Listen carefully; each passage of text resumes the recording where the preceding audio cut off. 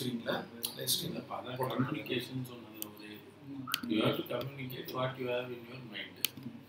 அந்த கம்யூனிகேஷன் வந்து அது பை எக்ஸ்பீரியன்ஸ் ஆமா அது ஆட்டோமேட்டிக்கா நம்ம தான் பார்க்கணும். இல்ல முன்னாடி நீங்க என்ன கொடுத்துருந்தீங்கன்னா நீங்க அந்த எக்ஸ்பீரியன்ஸ் இருக்கு. இல்ல நான் வந்து பார்ட்டியா தானே இருந்திருக்கேன். எப்படி எழுதுவாங்கன்னு தெரியும் எனக்கு. அது கரெக்டா எழுதி கொடுத்துருப்பாரு. ஆக்சுவலா எங்களை விட நீ அதை தப்பு கண்டுபிடிக்க போறது உங்களுக்கு அகேன்ஸ்டா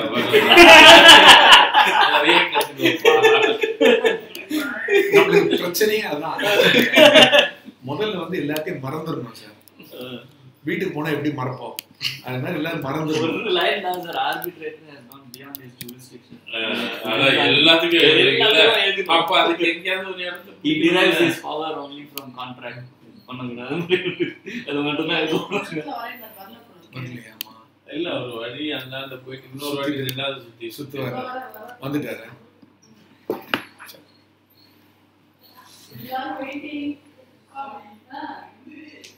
இது வந்து வைஃபை எக்ஸ்பிளனேஷன் கொடுத்துட்டு இருக்காரு. இது என்ன சார் உள்ள வாங்க உள்ள வாங்க. Wifi hotspot wifi. ஓ நீங்க அந்த லிங்க் போட்டுட்டு போட்டு சார் அனுப்பிச்சிட்டீங்களா? அது என்ன ஏர்டெல் இதுவா ஜியோ இதுவா ஏர்டெல் ஏர்டெல் டிஃபரெண்டா இருக்கு.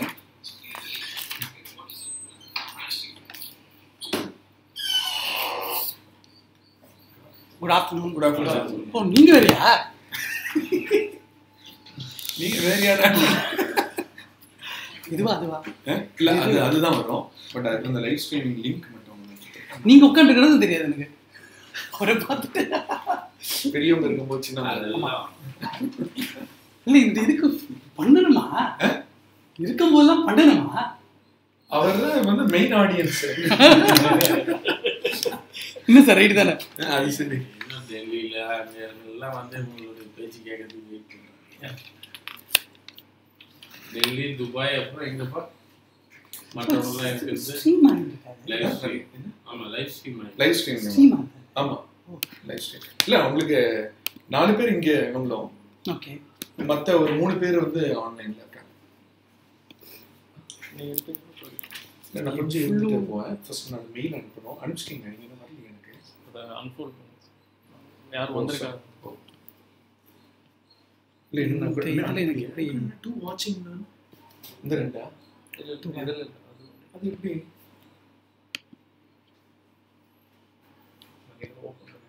ஓ அதுதான் நீங்க அதை ஓபன் பண்ணுவீங்க. இது கரெக்டா? இது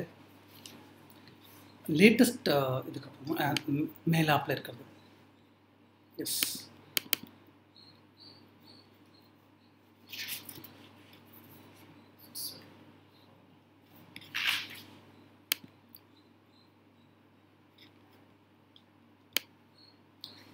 மேலே மேலே ஒரு நிமிஷம்.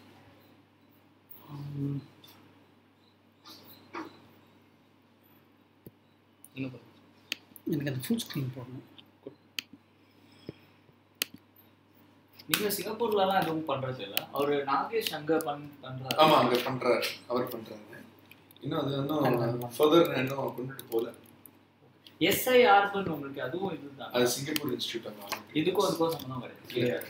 சொல்லிட்டு இருக்கு. முதல்ல இருந்துச்சு டைப். அதுக்கப்புறம் அதுல டிஸ்பியூட் ஆகி வேண்டாம். அதனால ரெசிப்ரோக்கல் அரேஞ்ச்மென்ட் கேன்சல் பண்றாங்க. ஆப்பிரிக்கால கூட நீங்க எதுவும் பண்றது இல்லையா? ஆப்பிரிக்கா கொஞ்சம் பண்றாங்க ஆர்பிட்ரேஷன். மொரிஷியஸ் தானா? மொரிஷியஸ் நிறைய வரும். மொரிஷியஸ்ல டிஸ்பியூட் வரும். எக்கச்சக்கமா வரும். இனிமேல் வரும். Because Mauritius is involved in few projects. Actually, Mauritius Metro LNT தானே பண்றோம். LRT Mauritius Metro அப்புறம் அந்த Seychelles அகாலிகா ஐலாண்ட்ல வந்து நிறைய நீங்க ப்ரிப்பேர் ஆயிக்கலாம். உங்களுக்கு பார்த்த ஆப்பிரிக்கால சம்திங் அங்க வந்து you can put a seat இங்க விட you can see multiple times 23 seconds. வெறும் அங்க மட்டும் பிராக்டீஸ் பண்ணாலே போதும். எதாப்ல பிளான் பண்ணிக்கலாம்.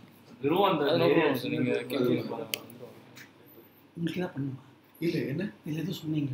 இல்ல நான் அது அவங்களுக்கு ஒரு 3 பேருக்கு அவங்களுக்கு லைவ் ஸ்ட்ரீமிங் லிங்க் கொடுத்துட்டு இருக்கேன். அதுல நான் ஆக்சுவலா அந்த 2 வாட்சிங் நம்ம தான். ஆப்பிரிக்கா தான் அடுத்த பூமிங் சார். எங்கெல்லாம் நேச்சுரல் ரிசோர்சஸ் இருக்கு சார், அங்கே தான் எக்ஸ்க்ளூட் அங்கே தான் நிறைய இடத்துல நிறைய நடந்துருக்கு ஆப்பிரிக்கால. நிறைய மின்டிங் மணி களிமந்தான்ல போடணும் இதாச்சு. என்ன சார்? ஒரு கோல்ல ஒரு அயன் ஒரு மைனிங் சரி. இந்தியன் ப்ராஜெக்ட்ஸ் இருக்கு. அவங்க சிஏஆர் இருந்தால் you can do anywhere. $300 million limit ஒன்றும் கிடையாது. இல்லை சார், சிஏஆர் இருந்தால் அதுக்கு தானே சார் படிக்கிறீங்க. நீங்க இப்போ என்சிஎல்டி கான்சென்ட்ரேஷன் ஜாஸ்தி ஆயிடுச்சு. அது ஆப்வியஸா இருக்கதான் செய்யும். இது சவுத் ஆப்பிரிக்காலாம் they அந்த respect you டிஸ்பியூட் வந்து also. ஒவ்வொரு தெரியுமா அந்த Third world country-ல we are somewhere கேட்டதை superior. ஃபுல்லா கொடுத்தான். ஓ சரி சரி. So cost wise ரொம்ப நாள் நான் உங்களுக்கு சில நேரத்தில் ரீச் ஆக முடியல. ஆனா நீங்க என்ன NCLT full appearance daily இல்ல இருக்கு.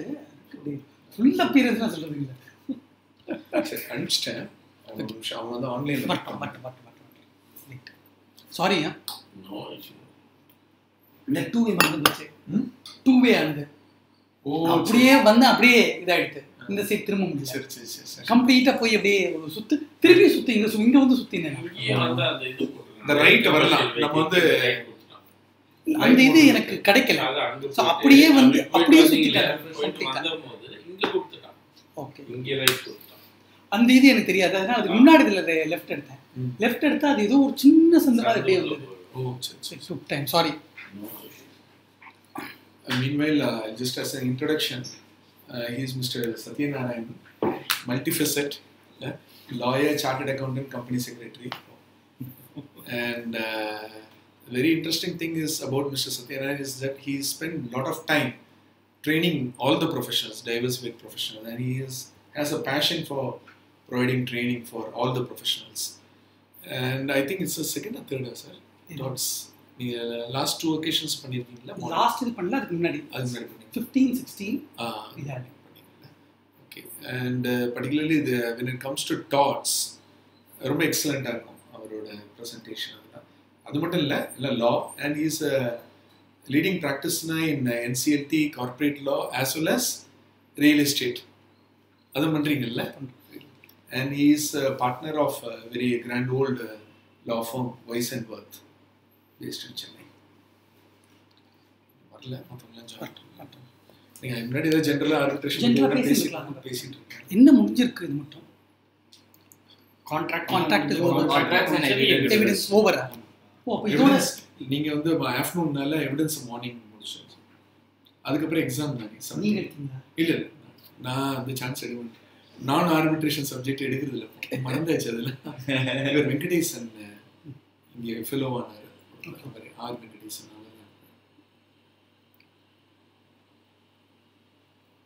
The tort is one of the important emerging sense. Arbitration non-contractual obligation when it gets into look for tort is the only area.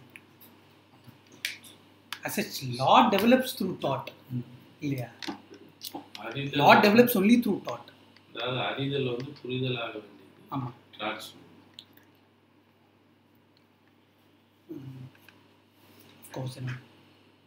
traditional illa arbitrators normally look for only contract related issues.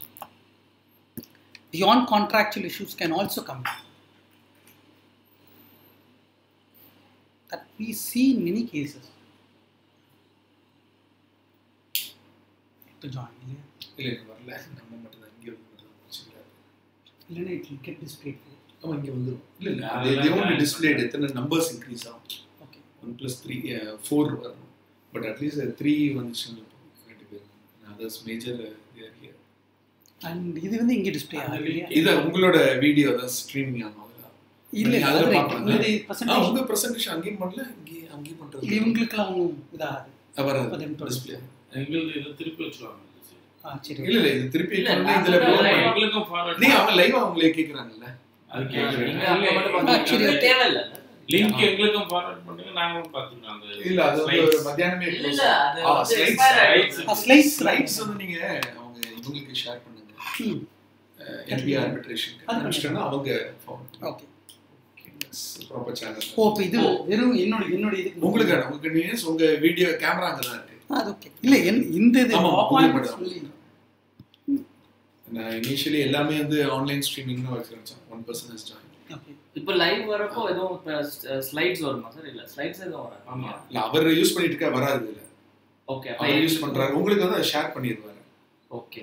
So அவங்க அதுல திருப்பி என்னோட face இல்ல நீங்க அந்த share பண்ணிட்டீங்கன்னா நாங்க இதுல அங்கேயோ கனெக்ட் பண்ணிட்டீங்கன்னா வித்அவுட் சவுண்ட் நாங்க பாத்துக்கலாம். வித்அவுட் சவுண்ட் வச்சிட்டா அவர் இது கனெக்ட் பண்ணா சம்டைம்ஸ் ஓகே சம்டைம்ஸ் ஏதாவது क्वेश्चन வந்தானே எனக்கு கொஞ்சம் ஃபெசிலிட்டேட் பண்ணோம். இல்ல இதுல வரும். இல்ல பிரசன்டேஷன் தெரியாது. எங்களுக்கு ஷேர் பண்ணிட்டீங்கன்னா நாங்க உங்களுக்கு அந்த ஃபைலை மெயில் அனுப்புறேன். அனுப்புங்க. நீங்க ஃபார்வர்ட் பண்ணிடுங்க. இல்ல அவங்க பாக்குற மாதிரியே நாங்களும் இல்ல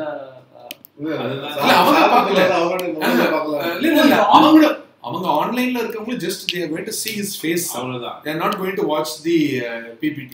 ஓ அவங்களுக்கு தெரியாது. அவங்களுக்கு தெரியாது. நீங்க எப்படி அதான் நான் லேட்டர் ஷேர் பண்ணிக்கலாம். அப்போ Actually, he is going to அத நீங்க பார்த்துட்டு இருந்தீங்கன்னா இவரை நீங்க வாட்ச் பண்ண மாட்டீங்க. அதனால அது வேண்டாம். அது லேட்டர் பண்ணிக்கலாம். நீங்க வந்து அதை யூஸ் பண்ணிக்கோங்க. Facilitate your presentation. இல்லன்னா அதுல லிங்க் பண்ணுங்க. Perfectly okay. இந்த கேபிள் உங்க ஒர்க் ஆகுது. அதுல இது இல்ல. அந்த cable I'll just take understand each of you so that it will be easier. என் பேர் கார்த்திக் ராமச்சந்திரன் சார். நான் ஒர்க்கிங் ஃபார் ஷாபுச்சி college as a contracts administrator and contracts department. Okay. So என் பேர் Lakshman. how many projects? 2 projects are still on. Sir, I'm looking in Bangalore region.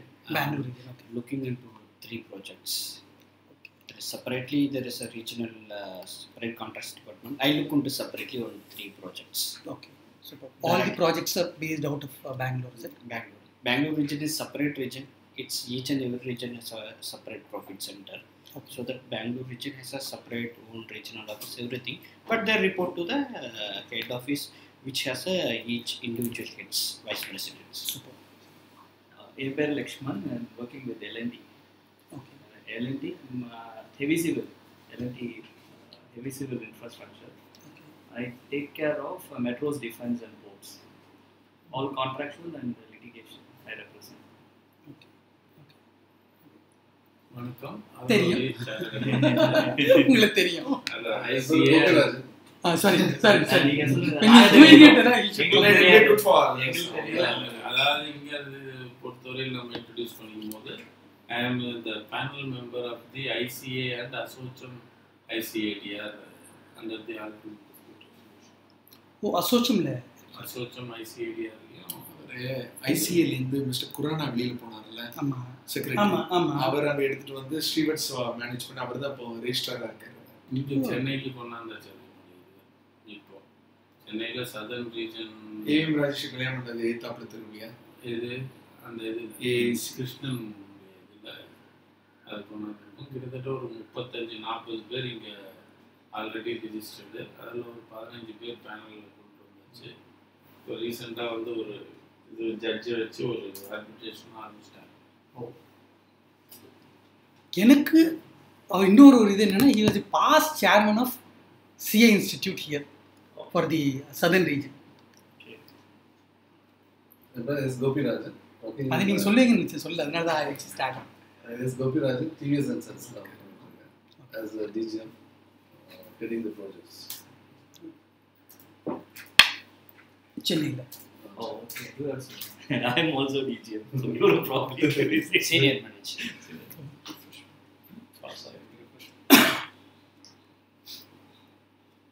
என்ன organisation? TVS and Sons. இதுக்கு முன்னாடி தான் அவர் இவர் வந்தாரு. உங்க இன்னும் பெரிய deal. Actually the green tribunal ஆமா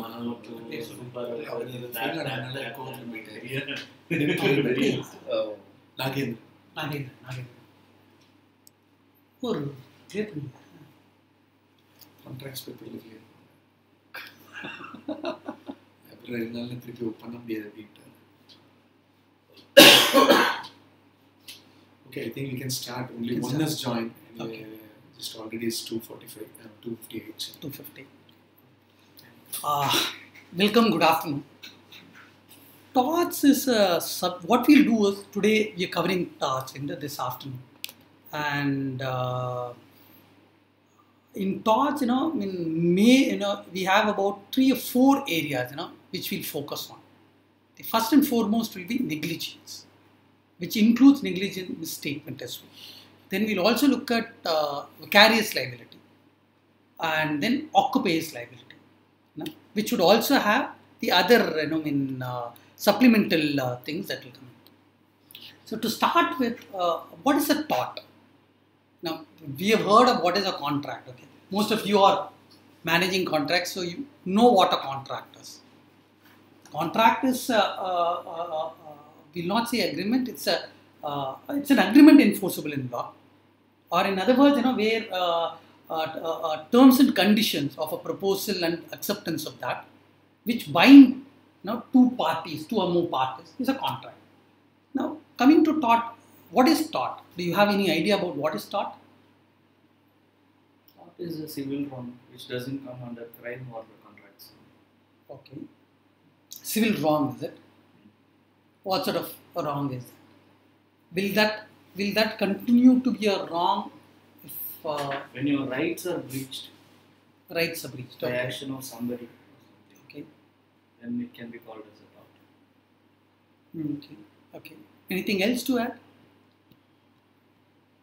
Of course, it's a civil wrong. Right. Then we'll move on. We'll move on as we discuss what tort is. Okay. We'll understand it. Tort is an area which evolves and which brings in a lot of new jurisprudence as such. Environmental jurisprudence, that has come out of tort. Medical jurisprudence has also come out of tort. Any new branch of law that comes out will be a tort to start with. Then it will also acquire some recognition through a legislative process. Like we don't have we have a Carriers Act, which got amended. New act has come in as such now, 2017. That covers a lot of tort which was earlier has been consolidated into what. And many of the enactments that we see, if, public places, a warehouse, this thing, all these covers, occupier's liability, all that gets in there. Even Factories Act for that matter would also. Now, if we have a construction site, when people move around, what happens to them? These are few things that we talk about, we understand, we do it. When we talk about tort can be classified into three broad categories. One is called a negligent tort. The second one is an intentional tort. And the third one is a strict liability tort, where we have vicarious liability as well, which we going forward and we'll discuss to understand what it is. Now we'll go to negligence to start with. What is negligence? Any idea? You say I've been negligent, right? Normally we use that in our day-to-day. Careless. Careless? Is carelessness alone is negligent? Prime component will be carelessness. Failure to do a duty. Okay. Okay. Lethargy. Lethargy. Okay. Anything else to add? Without any malified intention. Without any malified intentions. Okay. Let's say, we'll take an example. Okay. Not an intent to do. Intent to do. Not intent to do. Okay. Let's say, in my family, looks like, I was the last person to leave the house.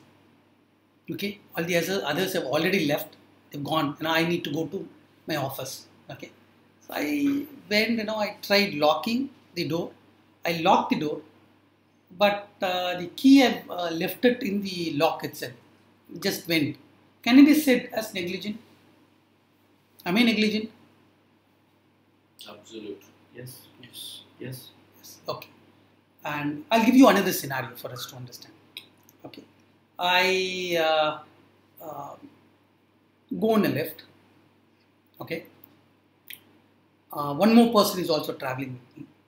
Let's say an old person or a lady is traveling in the lift. So, I have to travel a long distance, about 20 floors, let's say. I'm in the lift. Okay. Suddenly the lift is stuck. Okay. I try to manage out. I don't help them. can I be said as negligent? No. No? Safeguarding yourself first.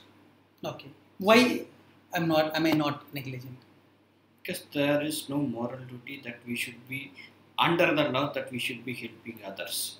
You can do it in a good will, not under the law, prerogative of law. Okay. We'll go to this scenario to understand further. Okay. Let's say that I have my house is near a place, okay, near another house, where they keep dumping in their own ground lot of waste. in their compound, they dump lot of waste.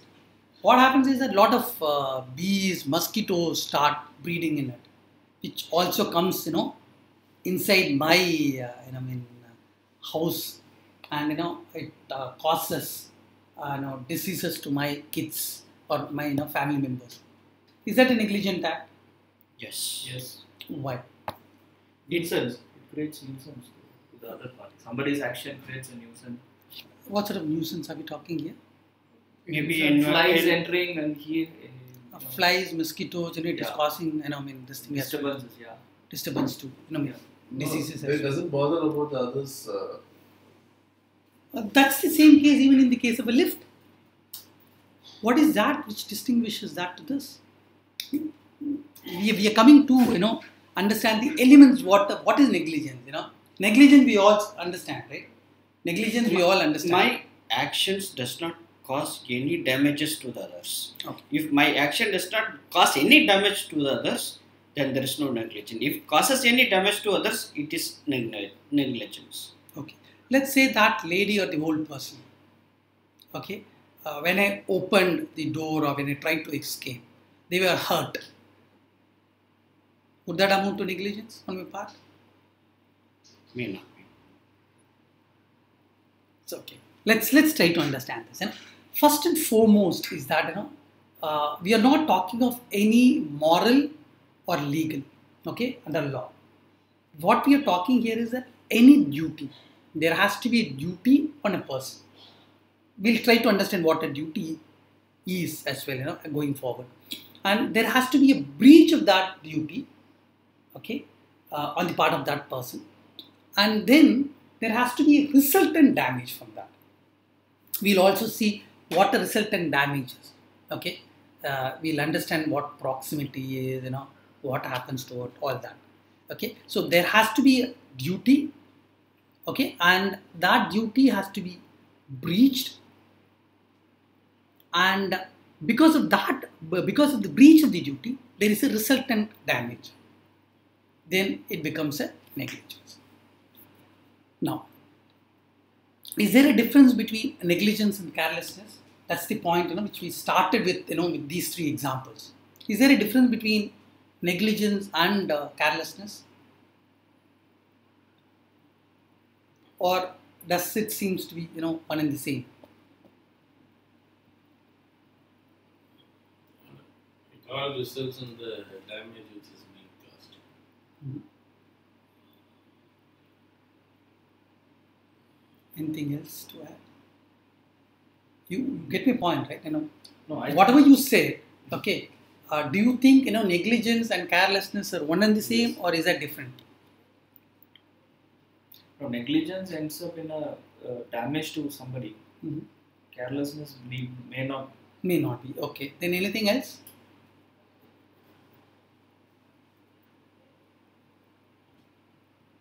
Now, in negligence, there has to be a duty.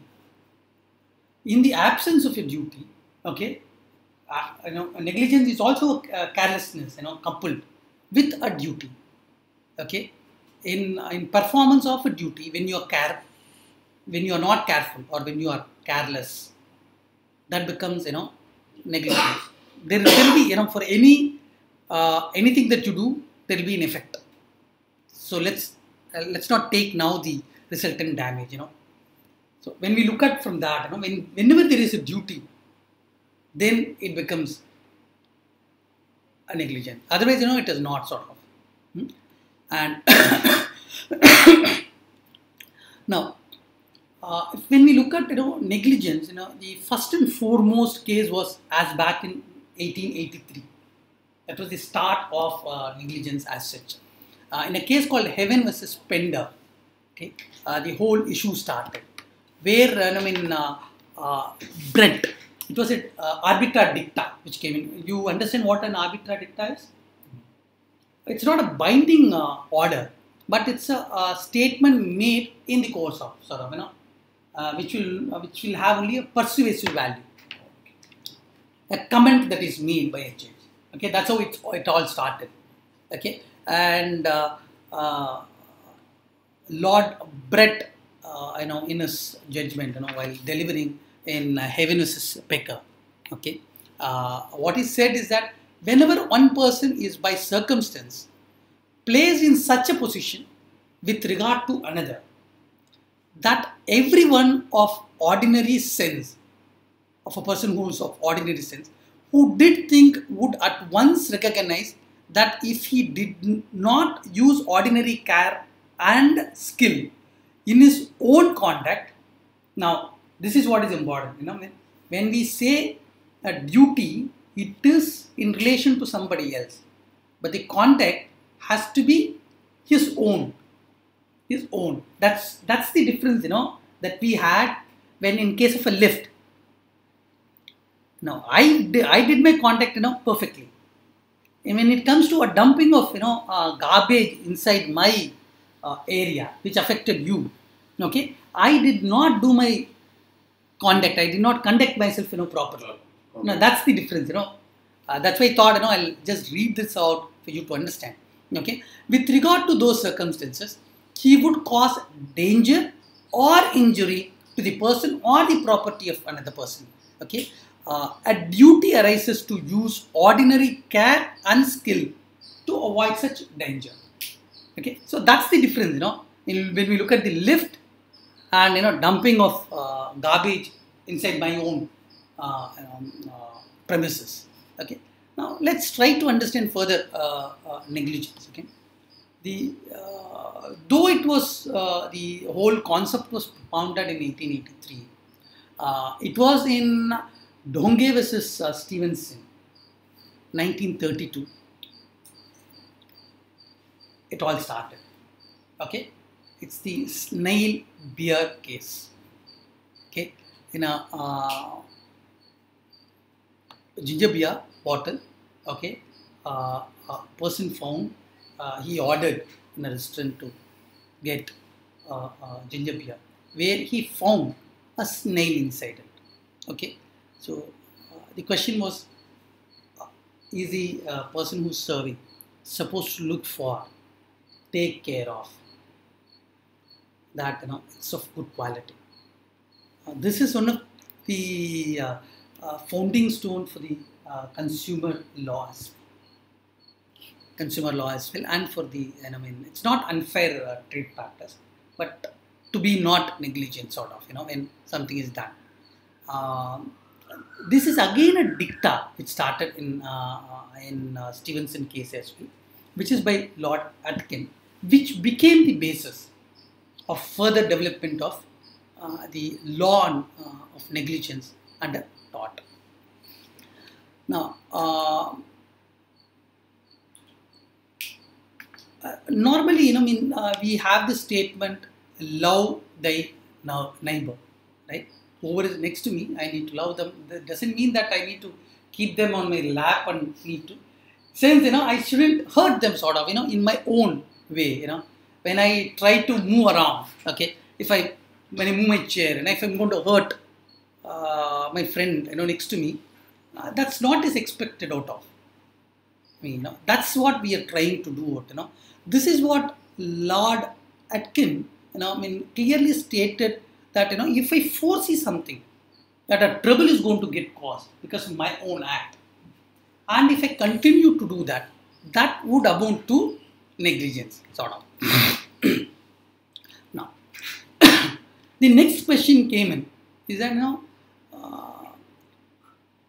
we'll also understand one more example to understand the negligence. Let's say that you ask me a coffee, Okay, you come to my coffee shop, you ask for a coffee. Okay, what I do is that I bring hot coffee. Okay, very hot. Your coffee is, unless it's a nice coffee, it's going to be served hot. Okay, I bring it to you. I somehow keep it, try to keep it. At that time, it spills onto yourself or somebody else. Okay, that's scenario one. Let's look at the second scenario. So hot coffee, which is brought, kept in the table. Okay, very, very hot. What happens is that, somehow accidentally it spills into my, not because of my contact, because of something, it spills into you. Let's take these two scenarios. You understand these two scenarios, right? The first one is that I serve coffee to you. You have ordered, I serve coffee to you. Hot. Somehow, okay, it spills. In spite of care, it spills. Somebody comes and hits in my elbow, so it spills. Or when I try to keep it, it is such a situation, it spills onto you. The second scenario is that, not because of my act, I have come and kept it. Okay, immediately you are trying to, it spilled and it burnt you. Okay, can we understand negligence from this? Can we understand negligence from it? This is very important. Let's try to understand why this is important in terms of, when it comes to contract, when it comes to arbitration. Okay, sometimes you need to have, as counsels have to prove negligence to claim few things. There are few presumptions, that are made. Now, once a negligence is proved, let's say, for example, all from, contracting background. Let's say I deal with immovable property. Okay, and you claim, you purchased it from me, or purchased it from somebody else. I have a claim on it. Let's say that you have not done proper due diligence before acquiring it. Is that negligence? Yes. Is that negligence? Yes. Okay. If I prove that you have not, then can I get in some way? Squeeze myself in? Yes. I can. That's where I need to prove that you are negligent. It happens even in a contract. The contract also. Have I taken necessary care which an ordinary person is supposed to take care of? As long as I've done it, okay, I've delivered my part to it. Okay, now let's go back to the hot tea. So, can you distinguish between the first one and the second one? Accidental and incidental. Okay. So, where the negligence is in your view? In both cases, And why? both cases, that much of hot coffee should not have been served. Okay. Second case is there is a primary duty to handle it safely, which was not done. So you feel in both the cases Yeah. there was negligence. Yes.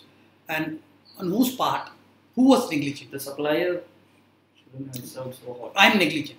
Yeah. Okay. The second one, the other guy also should have handled it properly. Okay.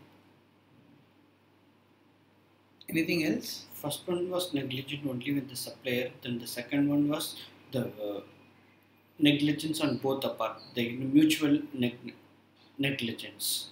Okay. Both of Contradictory. Both of them. Contradictory. It's a contributory. I will come to that. Okay. Let's say when the coffee spilled, okay, two scenarios can happen.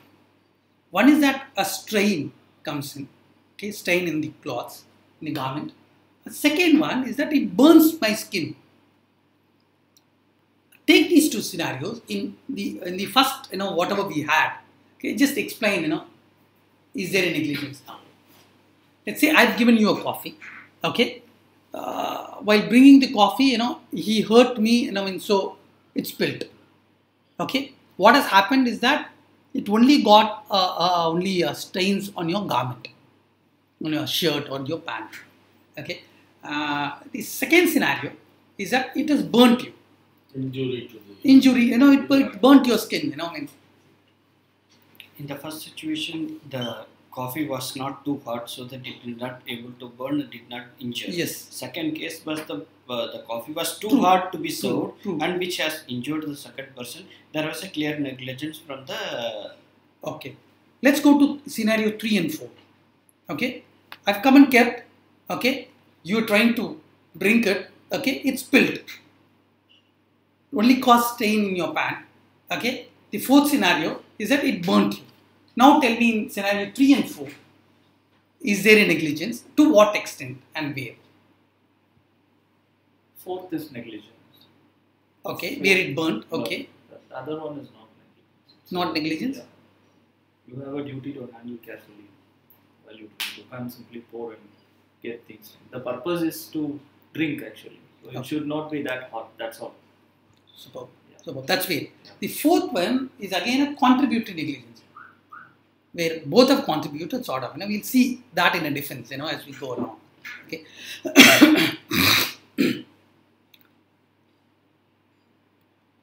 Okay. Now we'll go to duty of care now to understand where we are. It could be physical loss or injury. Okay, when it comes to duty of care injury. Which was handled in Lyland versus Fletcher, where there was a shaft below, water seeped in, okay, which damaged the field of the neighbor. Okay, all these case laws which I am quoting are classic cases, which is supposed to be remembered, sort of, in terms of it established the basis of it. Where the nature of harm is more difficult, okay, to identify or quantify, it gets tougher. Okay, the duty of care gets tougher to understand it. So this is something that we need to take care of. Or there could also be an established category of this thing where what is this? Sales latest.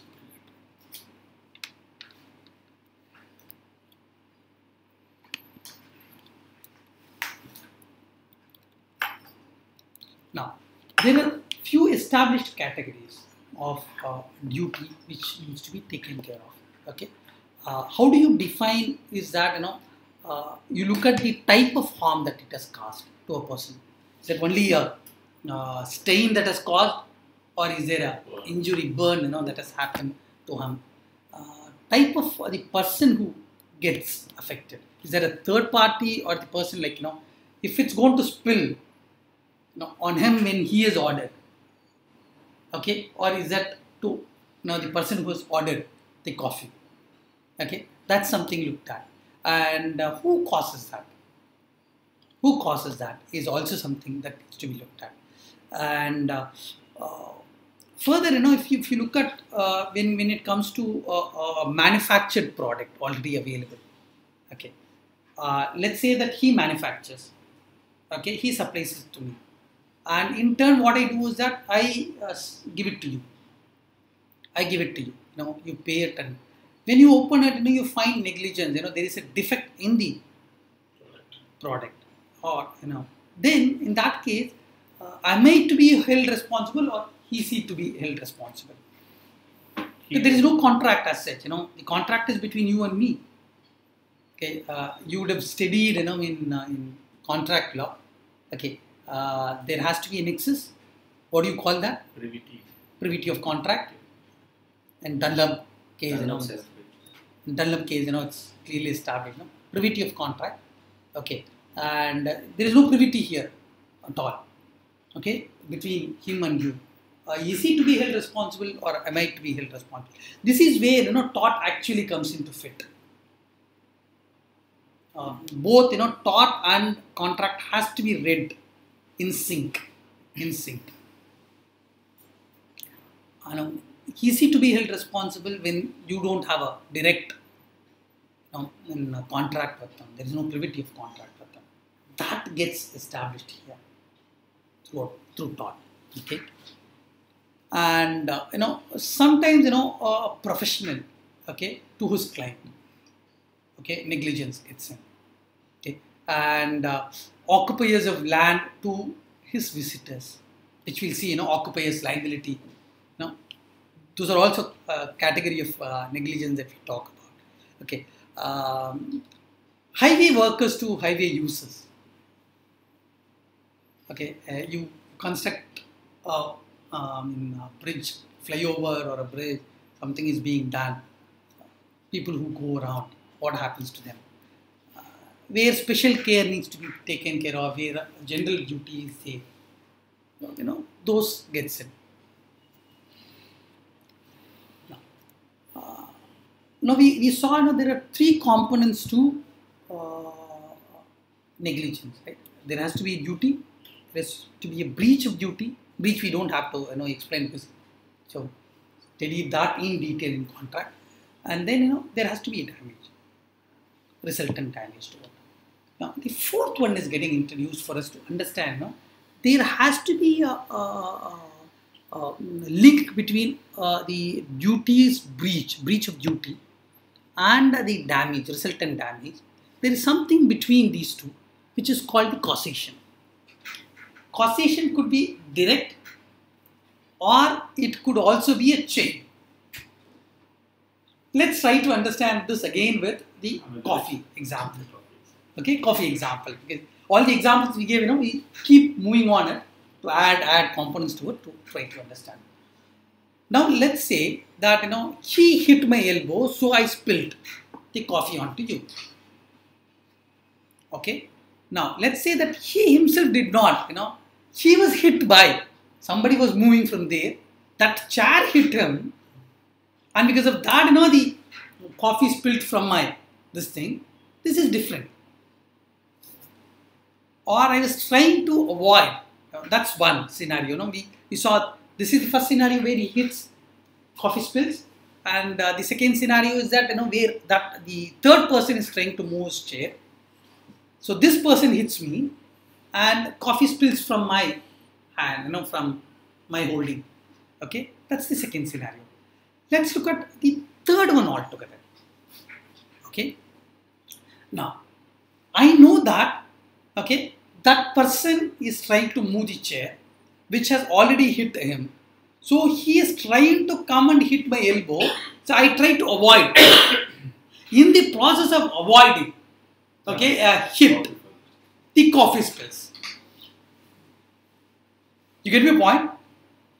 I fear that he might come and fall on me. So what I am trying to do is that I am trying to avoid. Okay, the third one. Fourth scenario, we look at it. Okay, the third person is trying to move his chair. This person sees, and he is trying to avoid a hit. In the process, he hits me. In the process, he hits me. Okay, it spills. Now, we need to fix the liability on whom? Is it me negligent, or this person negligent, or the third person negligent? In all the three scenarios, this is going to move. Right? In all the three scenarios, this is going to move. Now, the person who's liable is going to be held responsible. As we go along, we are going to see the position of an independent contractor, and employee when we talk about vicarious liability.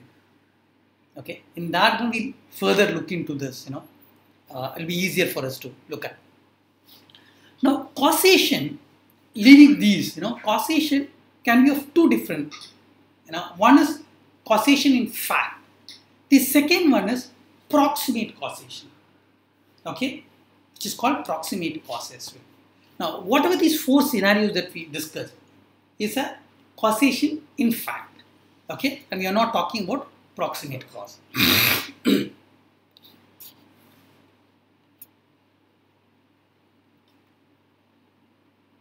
Now, I'll give you one. I just want you to get back to me to understand, where we are.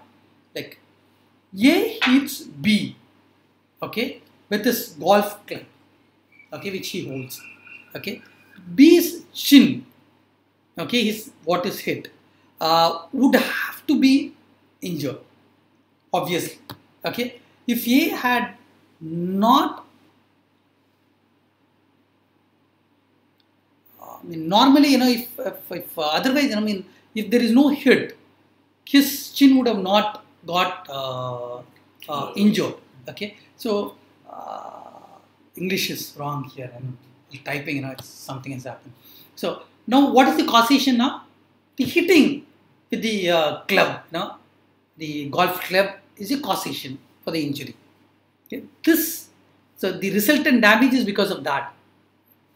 Now I'm supposed to be this thing. Now, this is the fact that we are talking here.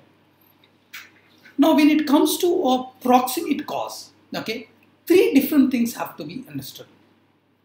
One is there a foreseeability that I'm going to hit? With that knowledge, am I doing it? If the third person knows that if I move the chair, I'm going to hit Mr. 2. Okay, is that foreseeable that a damage is going to cause? And second one is that the direct causation? There can be a direct causation and indirect causation. Let's try to understand this through a motor vehicle accident. Okay, motor vehicle accident. Let's say that I keep going in the road. Okay, I love bananas. Okay, I eat the banana and leave the banana skin on the road. So what happens is that, a person is walking around, okay, in the road. He walks around. He slips because of the banana skin and falls, and a motor vehicle comes and hits him. He is injured or fatally injured even. Now, tell me, what is the causation here? The banana skin, or the person falling, or me? Person Banana skin. Banana skin? Am I not responsible for it? Motor vehicle is responsible. For the accident, you're asking for the For the injury caused to that person. Injury caused to you. The person also responsible. You should not have put the banana skin over there. Okay. Now look at from a direct causation effect. What is the direct cause for this injury? I'm not clear. Actually, banana skin is put there. No, I'll explain it to you. Yeah. Mr. X walks. He loves banana. He eats banana and leaves the skin on the road. Mr. Y subsequently a pedestrian walks in. Okay, he slips down because of the banana skin. Okay, and Mr. Z, okay, who's driving a vehicle. Okay, when this person falls, he is unable to control. He comes and hits him. Now look at this. When Mr. Z is driving, okay, he could have stopped when seeing this person, but he also hits him. Okay, and the injury is finally caused because of the vehicle. Because of the vehicle. You have mentioned the direct cause. Because of the vehicle. I could have stopped. Z could have stopped the vehicle, seeing the person is falling.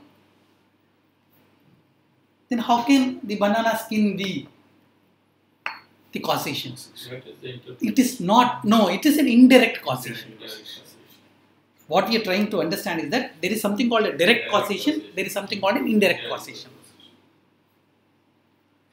Banana skin is the indirect causation for the injury caused to Mr. A. Whereas, the hitting by the vehicle of Z, is the direct cause. Direct cause. So we are talking about a foreseeability. Okay. Second is we are talking about a direct causation. The Third one is on the danger zone. Okay, danger zone, which we'll talk as we go along. I have about 4 scenarios for you to understand. Okay, 4 scenarios for you to understand.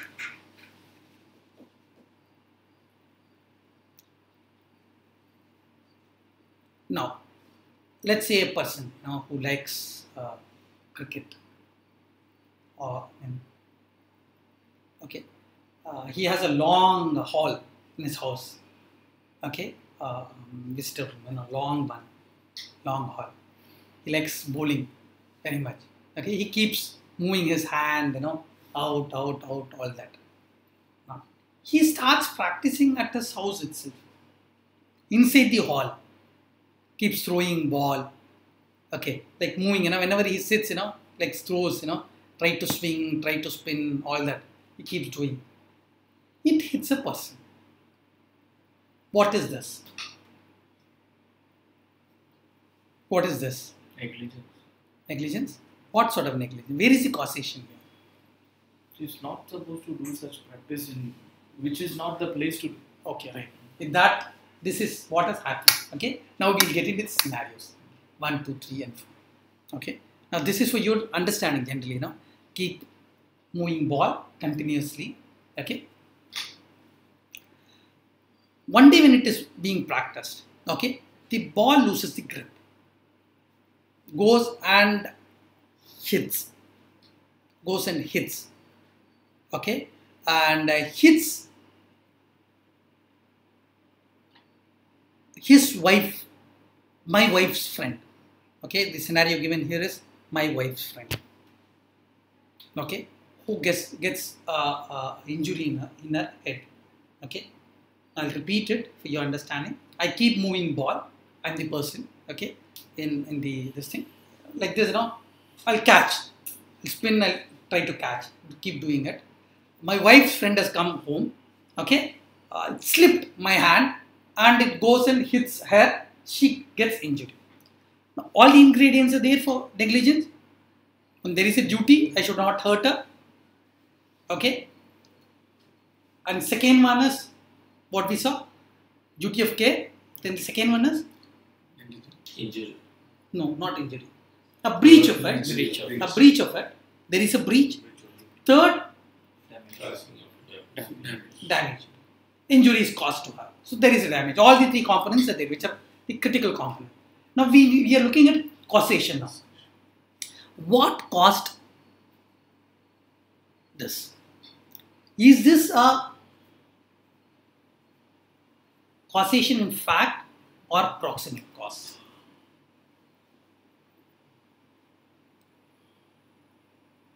Unless you understand, what is the causation? Okay, you will not be able to explain. Is that a causation in fact or proximate? We are trying to understand what is a proximate cause and what is causation in fact. It is causation in fact. Okay, why? What is the cause first? Now, once we understand what is the cause, then it will be easier. Losing of the grip. Losing of the grip. Okay. Should be causation. Proximate. Why? Because it's not foreseeable. Uh-huh. There is no intent to harm. Just Intention of harm is Not a, because the difference, I don't know, when you told me a wrong, which is not a crime, is a thought. When a wrong becomes a crime, intent. And There is mens intention to rea, harm others. mens rea has to be there. Okay, it's not just actus reus, but mens rea, mens rea is the intention. Okay, to commit an offense. In its absence only, it becomes a thought. Okay. If you do it, to hurt her, then it's an offense. It could be a battery, in IPC, or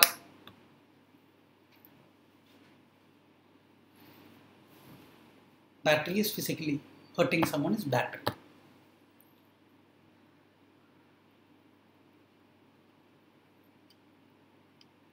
Now, what is the cause for this?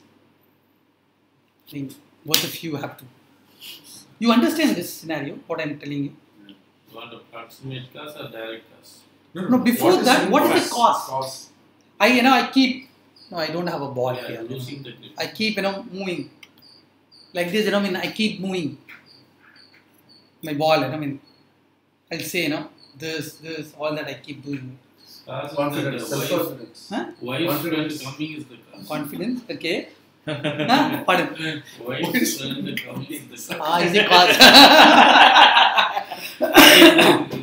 Chance of losing the grip. Oh. This is a new twist which I didn't expect. Could be tension is diverted. Obvious. Cost is slipping the ball. Slipping is the ball. That is the cost? No, Slipping the ball is the cause? I'm just asking. No. My answer is slipping the ball. Slipping the ball. Okay. Hitting, got hit by the ball, that's the cause. Okay. What is the duty here? To handle the ball carefully. Carefully. Carefully, Yes. yeah. It's not hurting others.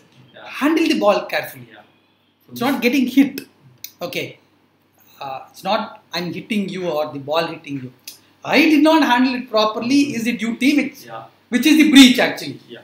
This is how we need to miss- look at it. Mishandling of the No, ball. hurting you is the final. It is a Resultant damage, but is that hurt which is really no. Not had spilling again here. This is what happened. Okay, this is what happened. Okay, when I don't handle this properly, okay, this is the duty that I have, which I miss, I breach. Which I breach. Now tell me what is the causation? Should be able to know at least.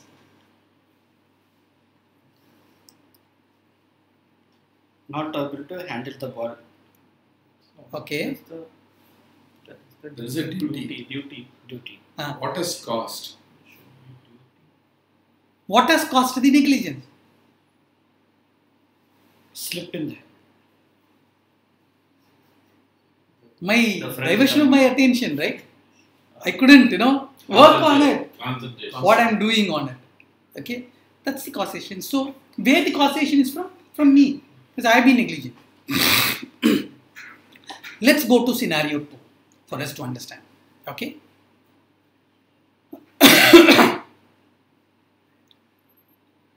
Okay. Now, first, whatever happened. My wife's friend got hurt. Okay? With that, I'm supposed to learn. What am I supposed to learn? Be Not careful. to play cricket in. Be careful. Whatever I learned. Okay? It could be that I should not lose my attention, or it could be that I should not be doing this. Doing this inside the. When somebody is here, when somebody is here, or the third one is that I'm not. Perfect thing is that I should not be doing this at all. It's not the play field.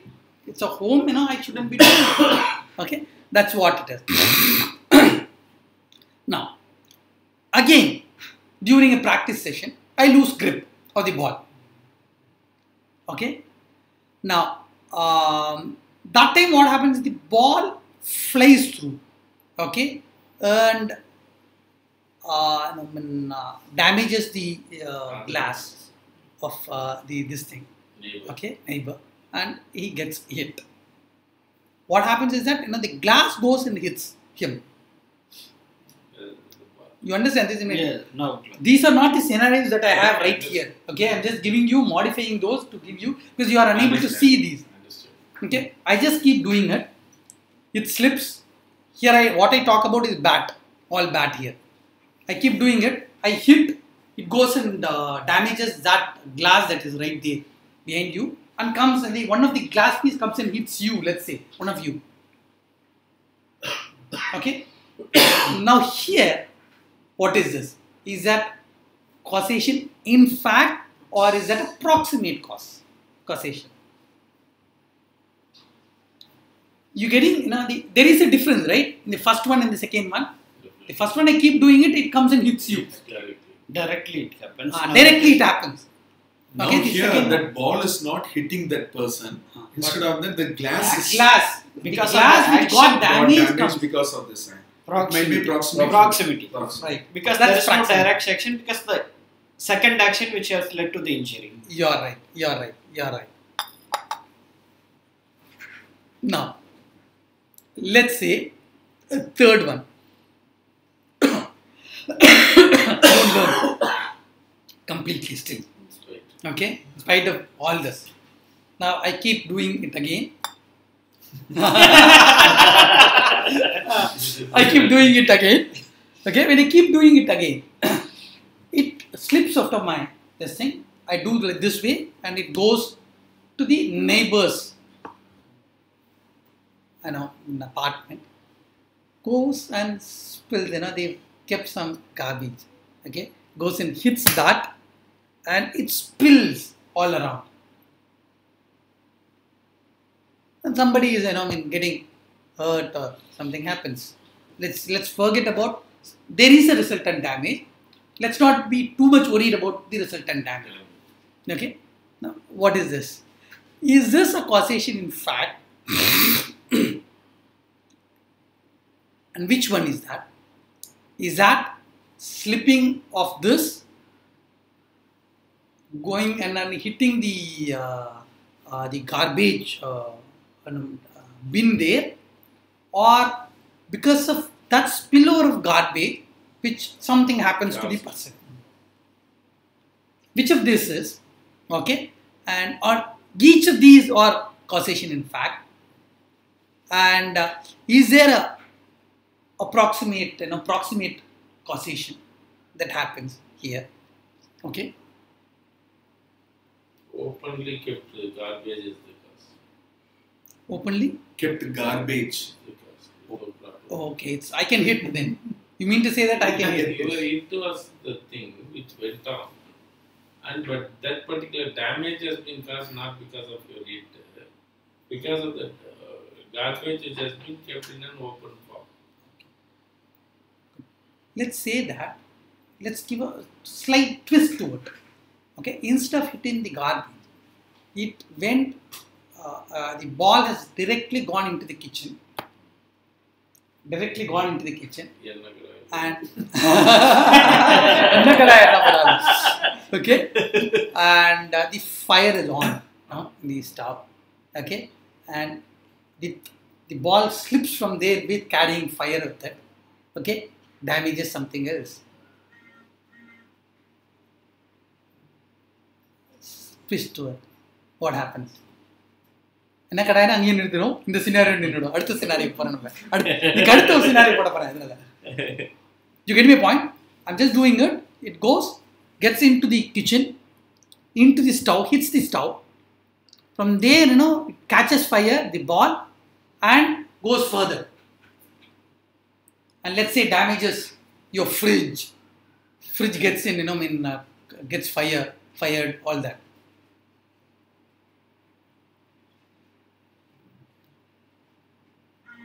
Now, where is the causation? Can the person, because he told that's why this scenario is extended. He told that garbage is the problem. Can he say that fire is the keeping fire in the kitchen is the problem? Garbage has to be there in the garbage bin. It's open or closed, right? It's there in its place. You can't blame that person, because the causation is important to see who's negligent. If somebody else is negligent, I cannot be held responsible. This is where this thing is.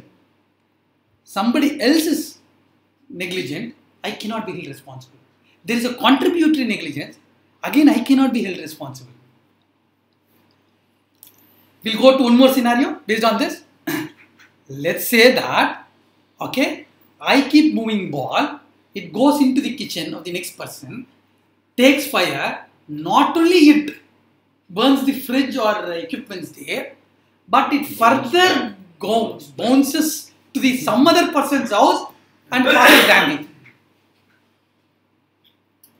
Where is the proximity here? Is that direct or is it a proximate cause? Proximate cause. So I'm responsible for not only that person whose kitchen and fridge got burnt, appliances got burnt, but for the other thing as well. Yes. This is what we are trying to understand to get where we are. Okay. Now coming to breach. You've seen a duty.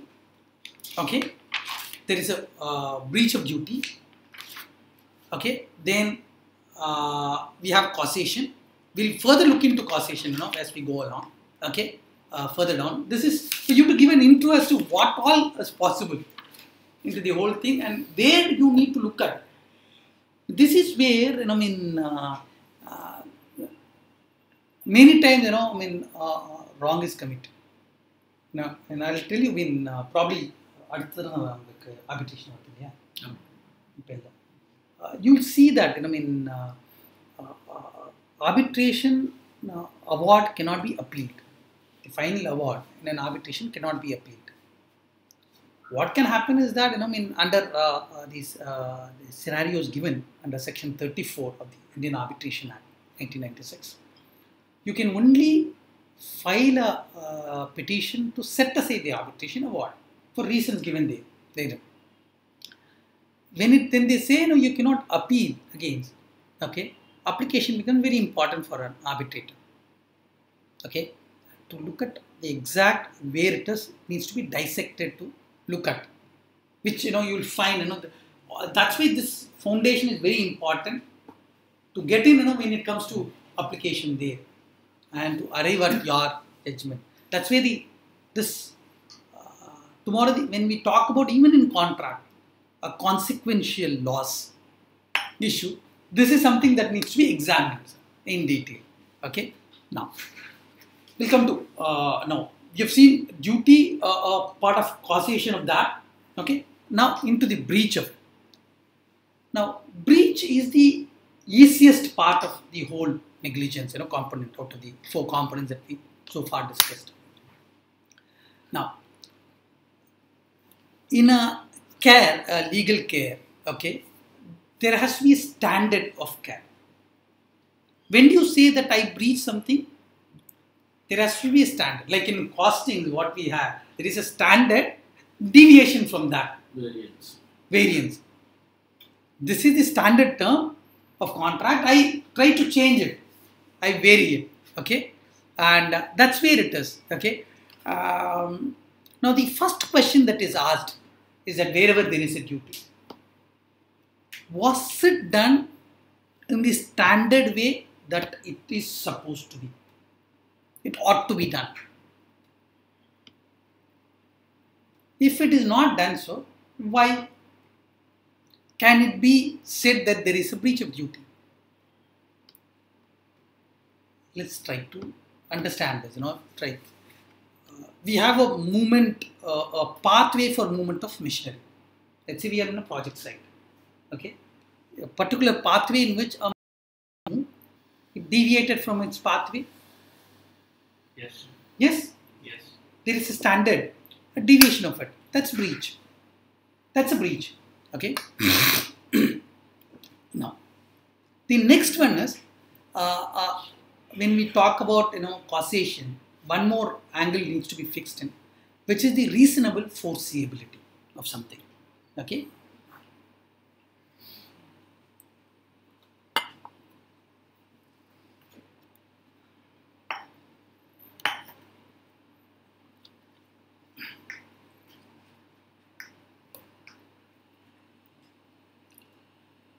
Now let's see.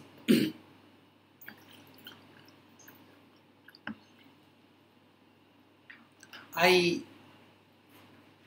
remember we are talking about the last scenario that we had, where I keep rotating the ball.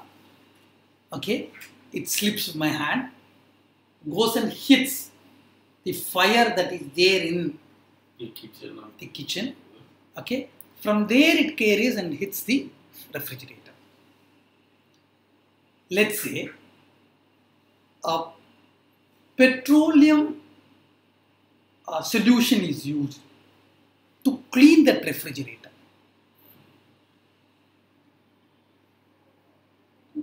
Normally a refrigerator, they want to clean it, keep it clean, okay, right?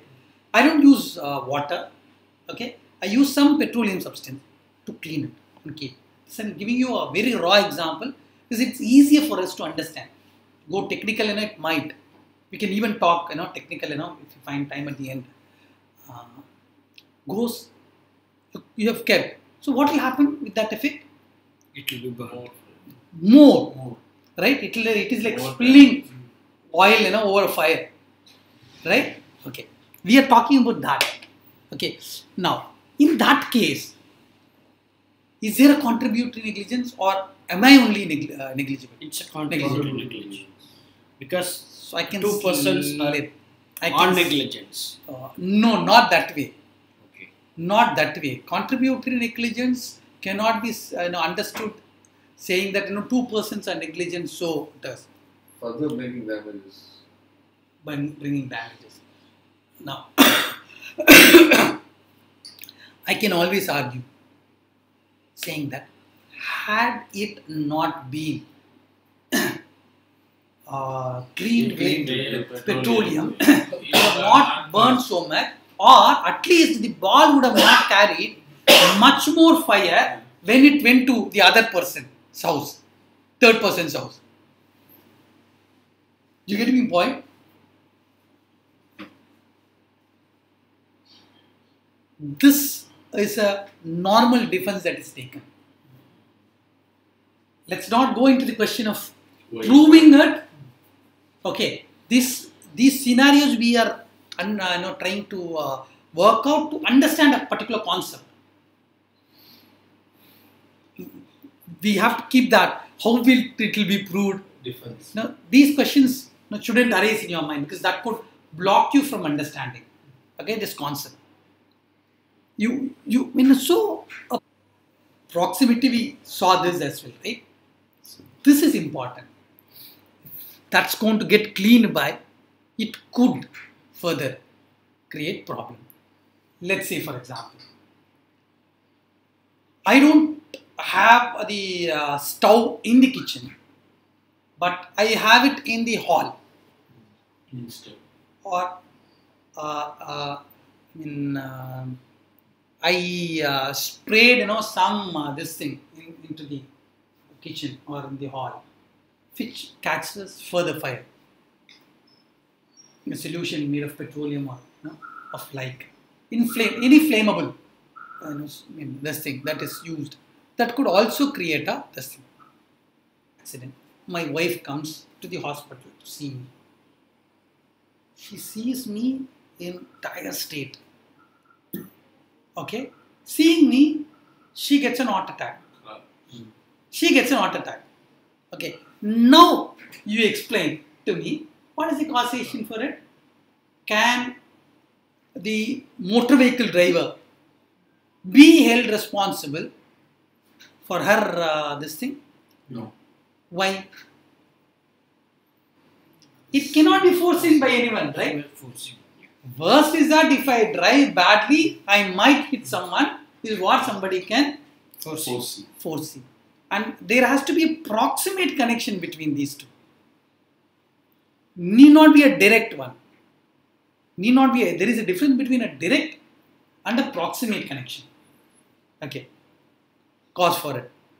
It cannot be foreseen. That my wife will get a heart attack. Okay. Could be for any reason that it is.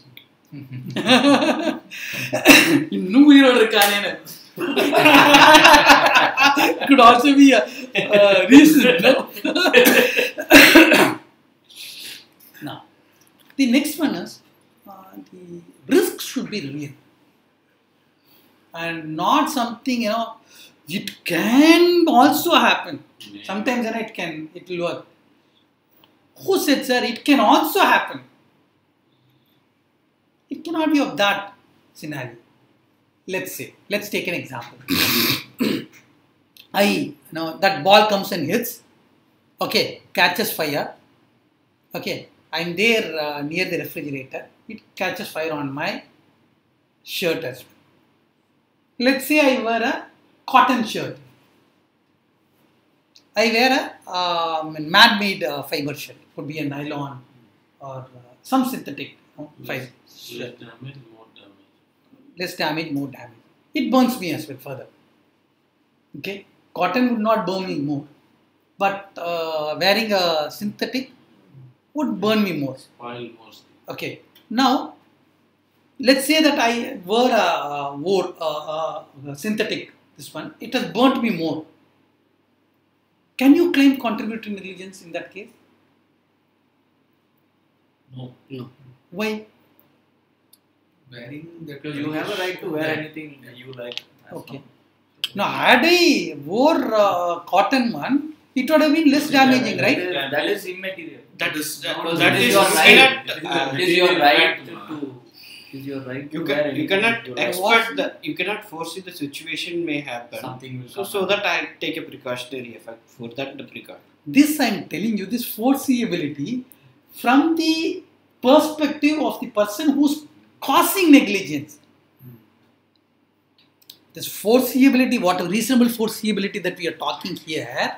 Okay, this is where I gave this example to you. It's not me foreseeing whether it will happen or not. Other guy. So the person who's causing the negligent act, can he foresee or not? Is the question. Let's forget this. He cannot Still, force. You cannot foresee. so that's what needs to be looked at. When we talk about risk being real or not, okay. So when you look at from that person perspective, okay. Normally, if it is burnt, it's burnt normally. He caused negligence, okay. The act throwing the ball, okay. It has come and hit me. I'm wearing a cotton shirt. He's wearing a synthetic shirt, okay. Both of us got caught by the fire. I'm burnt less and he's burnt more. Can he be responsible for his burning more, or are we? He's responsible. No, That's what I'm trying to say. May not be. May not be sort of. May not be sort of. Karthi, coffee solve. break. want to break. Break. Already later. ಅದೇ எனக்கு hot water பரவாயில்ல. அதுதான் நீங்க அதுக்காக தான் காஃபியே சொன்னது. அவர் குடிக்கணும், நீங்க குடிக்க மாட்டீங்கல்ல?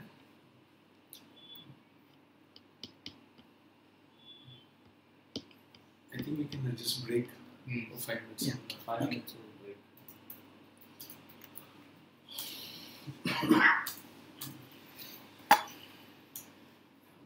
Oh, this. Okay.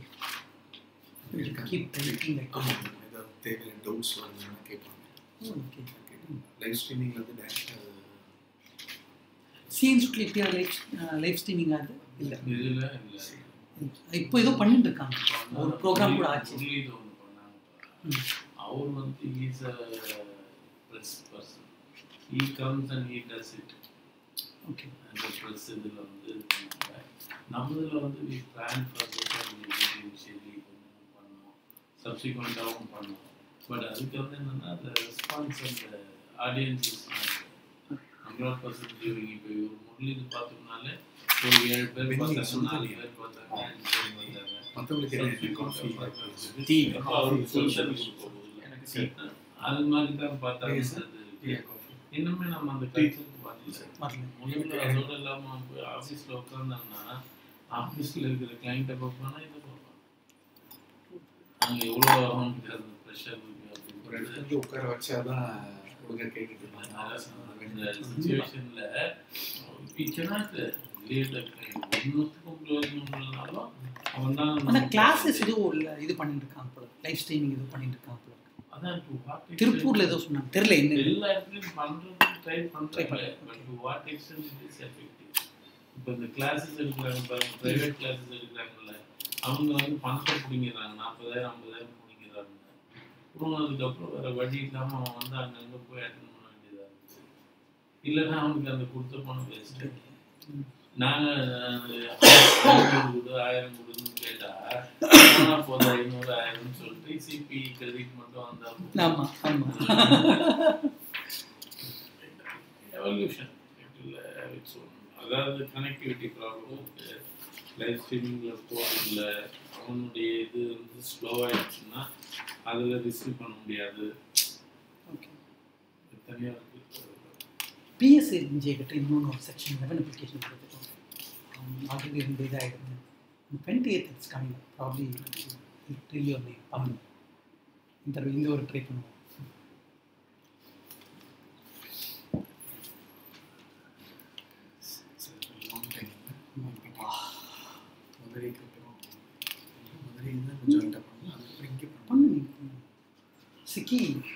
சிக்கிக்கு அப்புறம்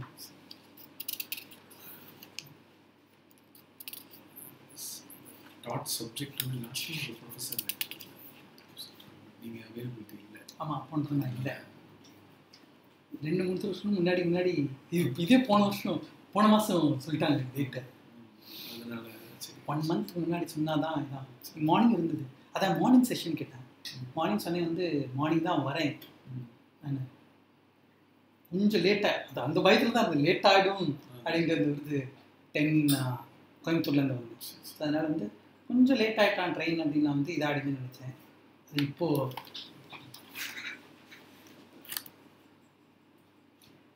thoughts, particularly thoughts is mostly on these concepts, particularly the terms. We have to understand the terms and case laws. A lot of case law, I think even in your course book, a lot of case laws will be given, but certain case laws will be keep on repeating in various occasions. பேசிக்காக இந்த environmental லா வந்ததே dots தான், அதான் பேசிஸே. அதே மாதிரி consumer protection again that, and occupiers liability, public இது எல்லாமே. whenever something happens to a person with whom you don't have a contract and where you don't have it doesn't become a crime, it can be brought under tort. Most of public interest litigation tort இருக்குன்னு அவசியம் இல்லை. But arbitration எப்படி வரும்ன்றதை நீங்கள் பார்க்க வேண்டிய ஒரு இது வருமானம் கண்டிப்பாக வரும். ஏன்னா when it comes to what is arbitrable, probably next year இது பண்ணும்போது நீங்கள் படிங்க நெக்ஸ்ட் இதில் க்ரைம் இருந்ததுனாவே இது இட்ஸ் நாட் ஆர்பிட்ரபிள். அப்போ இன்டெரக்டாக கிளைம் பண்ணணும்னா எப்படி கிளைம் பண்ணுறதுனா டாட் வச்சுருந்தா கிளைம் பண்ணணும். அண்ட் இப்போது மேரிடைம் ஆர்பிட்ரேஷன் நிறைய இதில் டாட் வில் ஒர்க். இந்த கான்சிக்வென்ஷியல் லாஸஸ் கிளைம் பண்ணி அந்த இது பண்ணுறாங்க இல்லையா, there is no clause for consequential loss.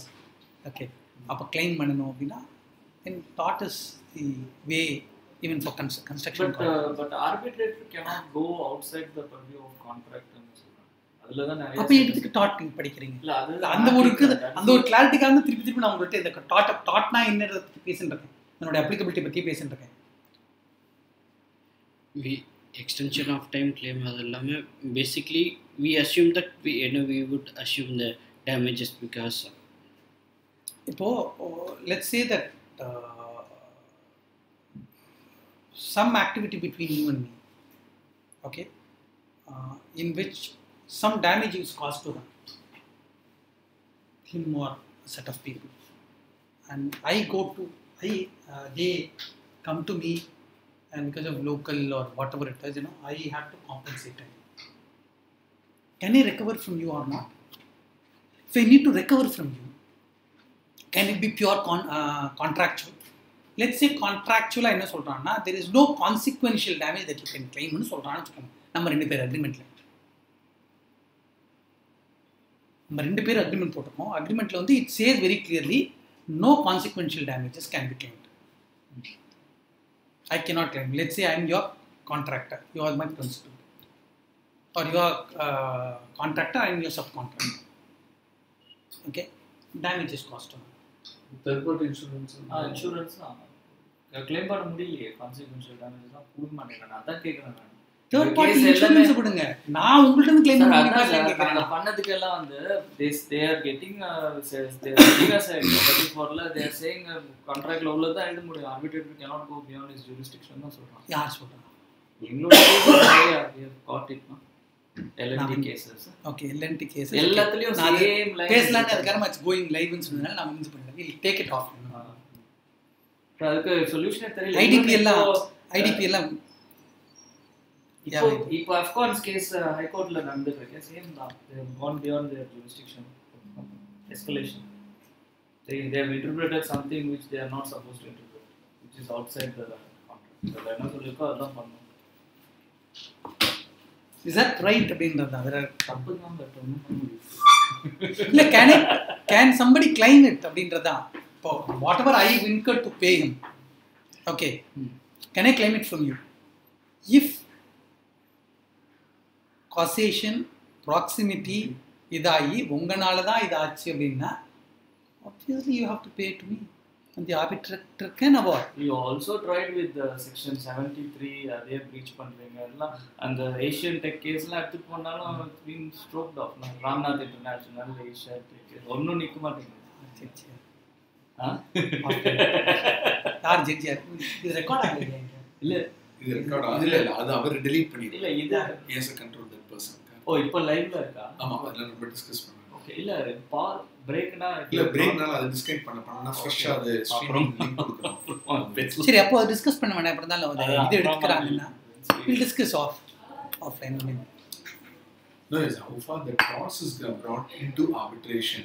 The perspective of an arbitrator. The arbitrator is going to decide on any claims, the aspect of duty, aspect of negligence, the aspect of causation, as well as breach. Establishing a breach also, torts is very much required. It need not be a contractual breach. A non-contractual breach also, I mean, there is a resultant damage. That's what is important. 90% of construction contract says, take it for example, IAFW 2296, 2249. We have done many construction contracts. இல்ல சார், arbitration. இல்ல நீங்க பண்ணிருப்பீங்க. Time sufferer actually you might be on the other side sitting on claimant side. அதுல வந்து class 11A 11B 11C cases வந்து 30-40 இயர்ஸா ஒரே type of stereotype cases தான் போயிட்டு இருக்கு. Whatever mistake defence does இன்னைக்கும் அப்படிதான் இருக்கு. மாற்ற முடியல எதுவுமே. இன்னைக்கும் அதான் இப்போ டாட் எந்த விதத்துல ஹெல்ப் பண்ணுதுன்னு கேட்குறாங்க. இன்னொன்று மாற்ற முடியல. 11A 11B 11C clause 11A it says that whatever mistake they make கேட்டா நான் தான் எழுதியிருக்கேன், நான் அதை பார்த்துட்டு தானே சைன் பண்ணியிருக்கேன்னு கேட்கணும். If they delay you can't claim any compensation, only time will be given. 11C இன்னைக்கு வரைக்கும் மாற்றல, எதுவுமே மாற்றலையே. சுப்ரீம் கோர்ட் கூட நல்லா தலையில் அடிச்ச மாதிரி சொல்லுவாங்க, மாற்றலையே. National Policy. Nothing. Who will challenge? No, here the torts, what we are studying or what we are trying to understand is that not confined only with India. They mostly பாத்தீங்கன்னா the English tort. அந்த tort வந்து applicability இங்க வந்து பாத்தீங்கன்னா it differs. அந்த அளவுக்கு பெர்ஃபெக்ட்டா நம்ம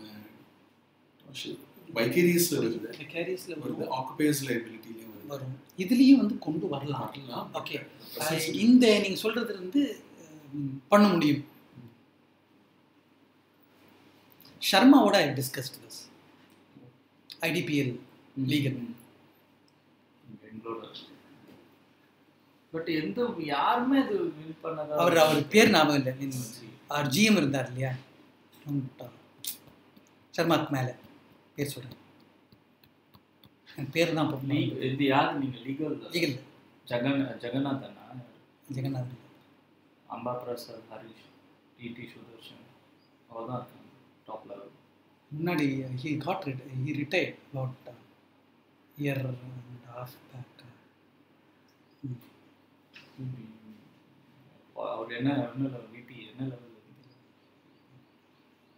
கேச்சே is the head is the ultimate. Even now as an advisor also is the ultimate.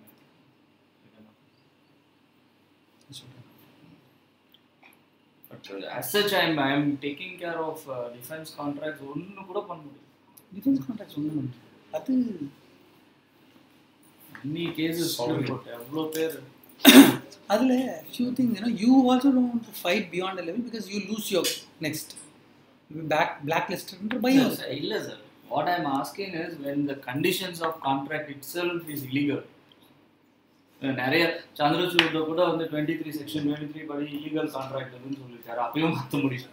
Just practicing that and arbitrating on it. Standard forms as rightly the judges are. Then are we arbitrating on a illegal clause? No. So that's a condition, is a mutually agreed condition. Illegal condition எப்படி sir agree பண்ண முடியும்? Condition is illegal against public policy. இன்னும் எப்படி agree பண்ண முடியும்? இதில் main இது என்னன்னா ஒரே ஒரு தான் சொல்லுவேன். People don't want to fight against it because on the fear that they may lose contract subsequent future contracts. அவ்வளவுதான் simple. I fought one case, but they closed it with collegiate meeting. In Matom, they just raised up. Yashwantpura. Like that only they closed it. And that too, they wrongly took me as a lawyer. Adnala tappuchom. They just closed that. But abrupt conditions la. Unconditional தான் agree பண்ணணும். Pre-bid query கேட்டாலும் contract conditions prevail னு வருது.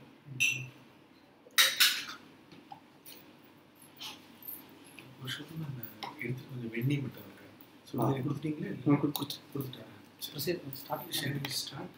அது அப்படியே office. Online இருக்கவங்க coffee கிடைக்காது. அவங்க குடிச்சிட்டே இருப்பாங்க.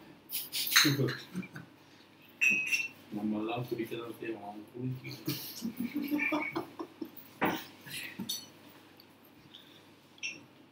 ஆடிபிலிட்டி எப்படி போகிறதுங்க இருந்து எது சார் பேசுறது கார்னர்ல இது உங்களோட மேக்கா? நான் எடுத்து வரலையே பையனோட. சரி எனக்கு இதை யூஸ் பண்ண தெரியாது. மேக்கை யூஸ் பண்ண யோசிக்கணும். ஆமாம். ஃபோட்டோகிராஃபி. ஆமாம், அதுக்கு தான் செட் ஆகும். அதுக்கு அனிமேஷன்ஸ் பண்ணுறோம். நான் ஃபோட்டோ எடுப்போம். அதனால அதுக்கு ஒர்க் பண்ணிட்டு அந்த வீடியோ கிளிப்பிங்ஸ் எல்லாம் போகும்.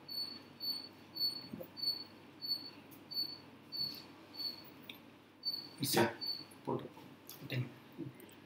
அது போடலையாங்க? இல்லை போட்டேன். இல்லை திருப்பி வச்சிங்கன்னா எனக்கு பார்த்தது நான் என்ன பண்ணுறேன்னு எனக்கு ஓ சரி சரி சரி. 4:30.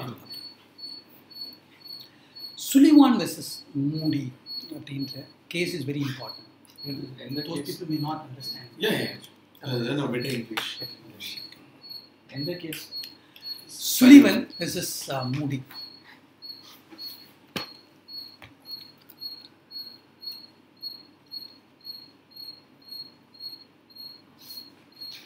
The fact that a particular act is foreseeable does not mean that if there is going to be a chain of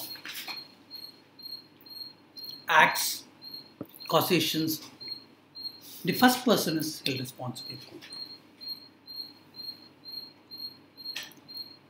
This is what we discussed, when we discuss the road accident, person is admitted in hospital, his wife sees, and now she gets an heart attack. Now, this is the principle that is laid down here. And another case law which is important is that Geneshe versus Coffey. It's a 1984 case where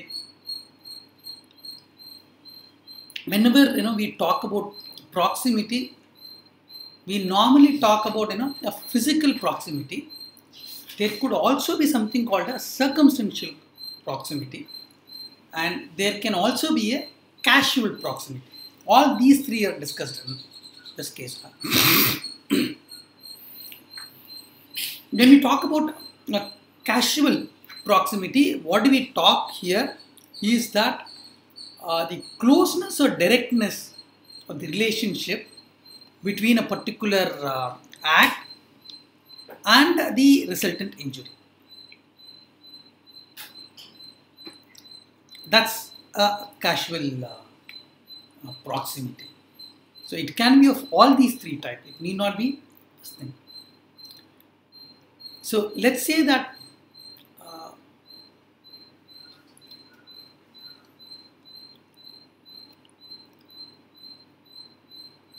no, let's move on, and I'll give you this example in a different scenario so that it will be interesting. Now, in Bryan versus Meloni, which is another important judgment, which is in 1995, 23 years back. A duty of care arises under the common law, okay, only where there exists a relationship of proximity between the parties with respect to both the relevant clause of act or omission, could be an act or an omission, and the relevant damage. So what is important is that the relationship of proximity between the persons should be because of a particular class of act or omission and its relevant damage that is caused. So this is what needs to be looked at. If we miss this, then we are not talking about anything else. This is where the proximity gets in. We saw, two of our going back, causation can be in fact or proximity. Proximity could also be reasonable foreseeability is a component of it, okay, and nexus is a component of it, but it can be of three different categories: physical, second category is casual, okay, casual, physical, then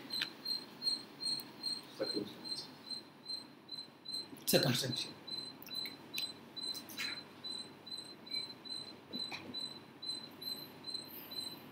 Now, what sort of evaluation is required in case of physical proximity is that the legal and policy consideration of what is fair and reasonable needs to be looked when it comes to physical act, okay, proximity.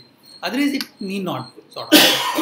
There are several judgments, in England, where they've expressed reservations about the usefulness of the notion of proximity recently. So all that is questioned. Okay, some of the important cases are Sutherland SC versus Heyman. Thank you. Hill versus Van ERP. Then you have Perry. Now all these should be there in your study material. Look at that. Okay, I'm not sure. Uppan is another one. Perry versus Uppan. And Madbury Triangle Shopping Center versus Ansel. If you don't have any of these, you can Google, you will get all this. Okay.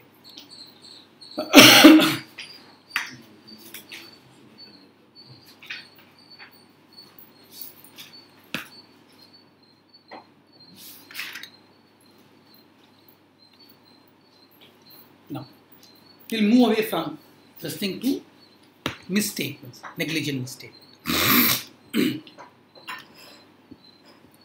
Now, misstatement is done with an intention. It could go to something called fraud, which you would have seen under Section 17 of Indian Contract Act. Or it could be misrepresentation per se, which can take that color. It's under Section 18 of the Indian Contract Act. Sometimes the misstatement is because of negligence. Then it becomes a negligent misstatement.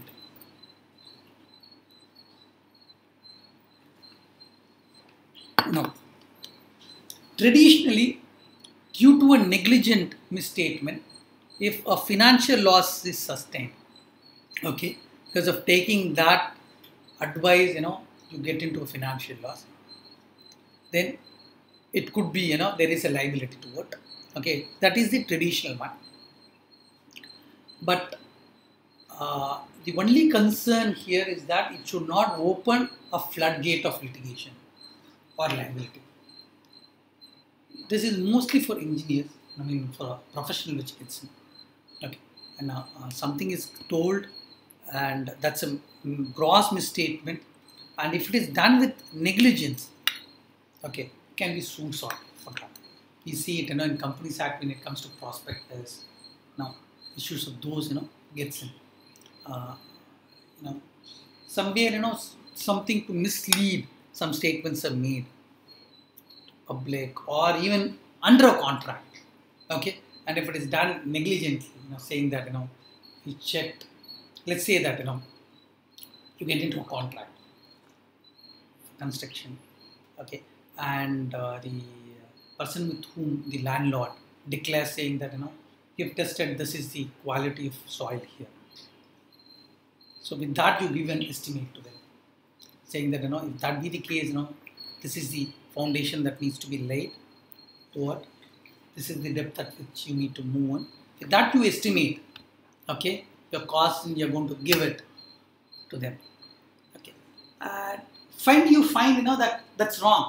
When you start working, whatever financial losses you've incurred, okay, that needs to be paid short of. That gets in.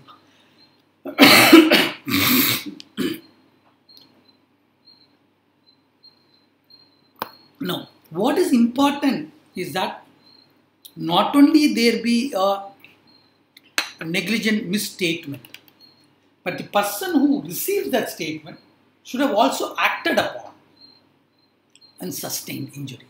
When we say injury, some loss to him. Okay. Otherwise, this would not come in. And what needs to happen is that, there has to be a special relationship between the parties. Between a professional and a client, there is a special relationship. Between a contractor and a contractee, or rather, there is a special relationship. We talk about the landlord, for whom, with whom you enter into an agreement to construct, do some construction activity. Okay, that relationship, there is a special relationship between the two. If there is a special relationship, only then this could come. It cannot be under general this thing. So let's try to understand this further. I pay him, he gives me an advice. Okay, can you use that advice for the same set of circumstances? Okay, you have acted saying that this person is anyway given. Let's say that he is giving me a statement that if you even throw it at a distance, this will not break. Okay, I retained him. He has given me a opinions. Let's say a statement this way. Now, you having heard of this or looked at his statement, okay, you try to do it and you suffer an injury. Can you claim? No. Why? There is no duty. It's not the question of duty. There is no special relationship. There is no special relationship. No, this is nothing but an extension of the neighbor principle that we have. Okay, we saw it, in Donge versus Stephenson, where neighbor should not be, you have to. There is a duty of care to your neighbor. This is only an extension of that, which is there here. Okay. Now, in Shaddock and Associates case, okay, the High Court has broadened this concept of negligent misstatement, okay, where the scope of duty itself is widened, where they say a special relationship can exist even where advisor does not profess to possess any actual skill or a judgment. This is just an extension. I told you this applies to professionals when we started, engineers, professionals. We started with that statement. We're just changing that. Even if he says, even if I know that he is not practicing that. Let's say I'm also a chartered accountant, like it was introduced. Okay, I don't practice chartered accountancy. I don't practice as a professional accountant. I practice, professor law. Okay. Now, I make a statement. Let's say, when you work out, this should be the money, and you rely on it. and further do it. You're my client, okay, on legal this thing, I advise you on legal. But in addition to this, I tell that, this numbering, you can do this way. This is all perfectly right, In accounting principles, I guide you, okay. You know what, I'm not practicing accountancy. Still, they've extended in Shaddock Associates case that still there is a negligent mistake. You're getting this slight extension different from what it is. I'm only on legal. I advise you only for legal, but in addition, I charge you only for that. But in addition to that, I make this statement on accountancy, which you rely on, you act, there is a sustained injury for you. Okay? Even though I don't profess that particular this thing, still it is. Now for this, 2 tests have to be looked at. Okay? In Shaddock Associates, these are 2 tests given. Advice has to be on a serious matter. Okay? And second is that the circumstances should justify that there was reasonable reliance on the statement. I blindly believed and I acted upon that statement. Unless these 2 tests are this thing given, it will be difficult for it. Okay? Let's say financial advice. Could be one, to give an example sort of. For negligence, of misstatement, 3 different, elements have to be satisfied. We saw 4 elements, right, for negligence. Duty of care, a breach of duty of care, then a causation, which leads to damage. Okay, a resultant damage. It's not just damage; it's a resultant damage. Because of this, there is a damage. Like that, we have 3 components when it comes to negligent misstatement. The first one is duty of care, okay, and breach of that care, which is nothing but negligence. Okay, so the first one is negligence and the consequential loss because of that. Okay, because there cannot be a direct loss, there can be only a consequential loss. This is the difference between negligence and negligent misstatement. Okay, that's the first component. So we cover all the negligent one. Only the resultant damage has to be, it's not resultant damage, it's a consequential loss that happens to you. Okay. The second one is that, doubt as to whether professional liability extends to third parties or not. Getting this point? It extends beyond that to say that, like, and let's take an example of an auditor. Let's take an example of an auditor. Will it extend to third parties? Financial statement. Let's take, auditors certify financial statement. Okay, given only to the shareholders. They sign it, they give it only to the shareholders. But let's say a banker relies on it. Can he hold the auditor responsible for it? Yes. The statements made. Yes. So if it is, then to what extent? Let's again go back, try to find. Is there a duty of care, standard duty of care on the part of the auditor? Yes. Is there a breach of it? Is there a breach of it? By misstatement? Yeah. Not properly qualified? Is there a consequential loss to it? The bank. To the bank. To the bank. To the bank. Like, in professional misconduct cases, this is what applies. Whenever it comes to professional misconduct cases, this is the important thing, that needs to be kept in mind. When this can be proved, okay? It can be disproved. When it is proved, then it becomes negligent. When they say the particular third party is coming, he wants to say that it is the allegation. It has to be proved. Proved. Exactly. So, so this is what is important. But how, if a state party is there, a chartered accountant does not have a duty of care to the third party. Yes. Now that is where we are talking about this. The report is given only to. That's why I said, okay, when it is relied on. That's why I said when it is relied on. Okay. That we Now, have to bankers- only relied upon his document. Okay. No,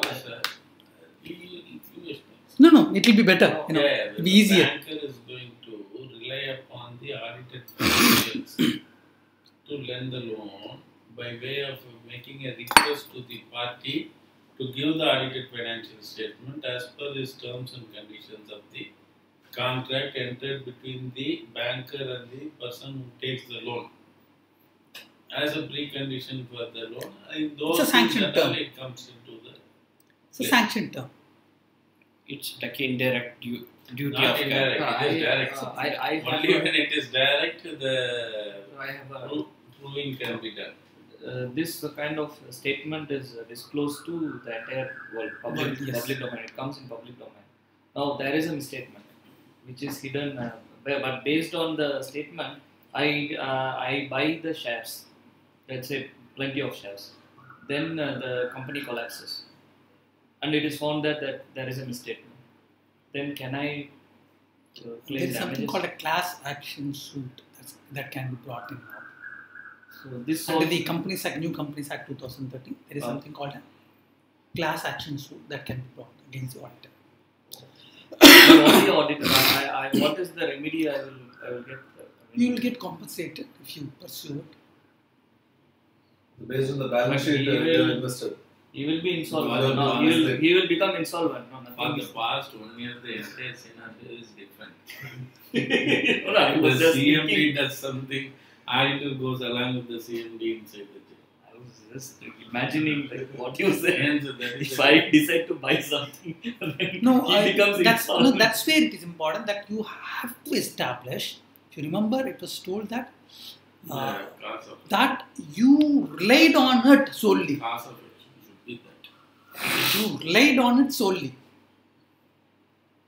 That's what is The important. causation of the damage is the report. Yeah. So if I prove that, I will be eligible for damages, but you will not have anything to pay me. You say. That's a different Who question. She will be insolvent. Who said? Who said? Need Nothing not, like that. need not. If Yeah. you exclude, probably he might lose even his license.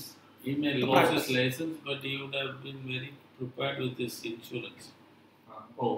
Why are you worried? You think about yourself. No, will he Don't compensate? think What I'm about asking anything. is, if I'm spending say 1 million, if I lost 1 million, does it mean that the auditor has to cover that? What is the It is for the arbitrator to decide. Fine. What is the risk You as an have arbitrator taken? to decide. Okay.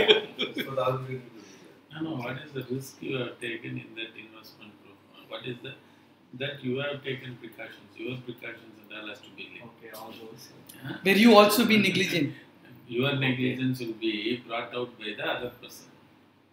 Okay. That's it. That we are getting into now. We look at the defenses. There are Defenses. many other signals which are coming out for you, and you ignored all those signals and went on You with realize- gambling. When you have gambled, you have to pay for your gambling. Now, a plaintiff, you know who a plaintiff is, right? A person, a claimant, Claimant. in case of an arbitration. Yeah, A respondent is defendant, okay? A defendant, a plaintiff defendant, or a claimant respondent, okay? Thank you. See, I thought it was 4 o'clock over and I have pitched up with the people. Sure. No, it was that which was announced to us. Oh, okay, okay. அதனால நாங்க fix No, பண்ணோம். normal அப்படிதான் இருக்கும். Four This தான் time they normal. change. No issues. அதனால தான் வேற ஒண்ணும்.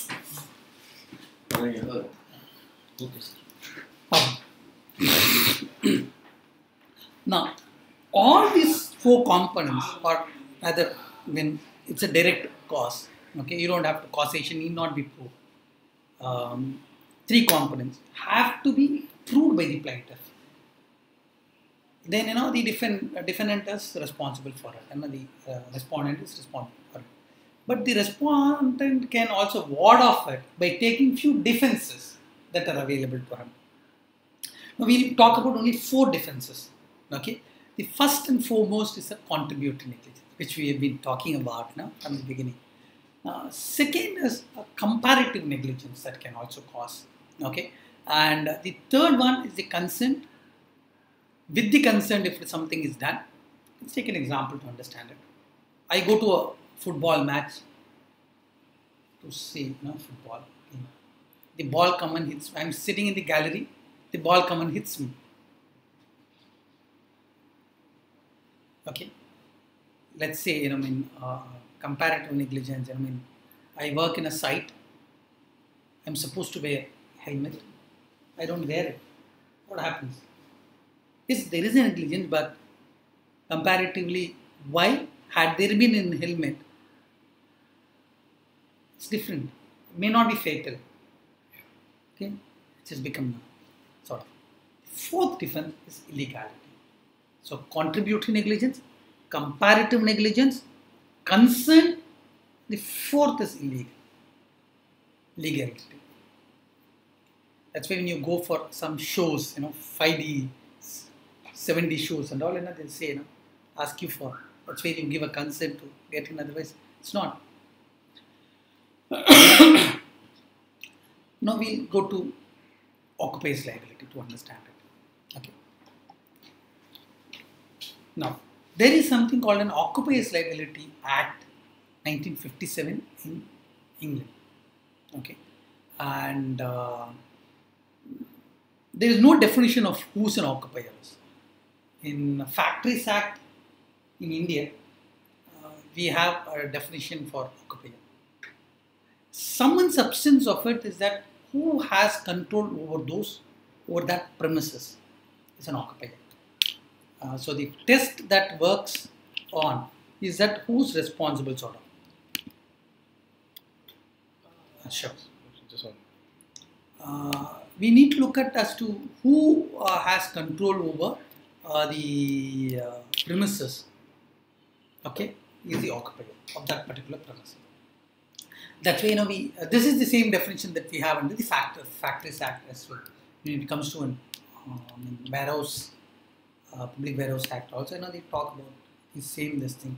Okay, whoever has control over it, if a manager has control over the premises. Now, this control again can be a physical control, can be a legal, control, constructive control, a physical control, constructive control. Now, you might say that a manager, okay, he doesn't hold it, he doesn't guard it. But what happens is that he has constructive control over it, right? He knows he can control any movement there. Who can come in, who cannot come in, all that.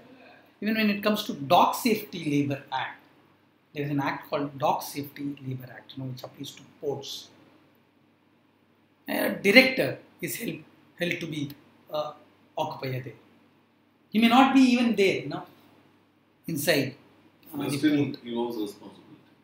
That's constructive control, okay, over. No.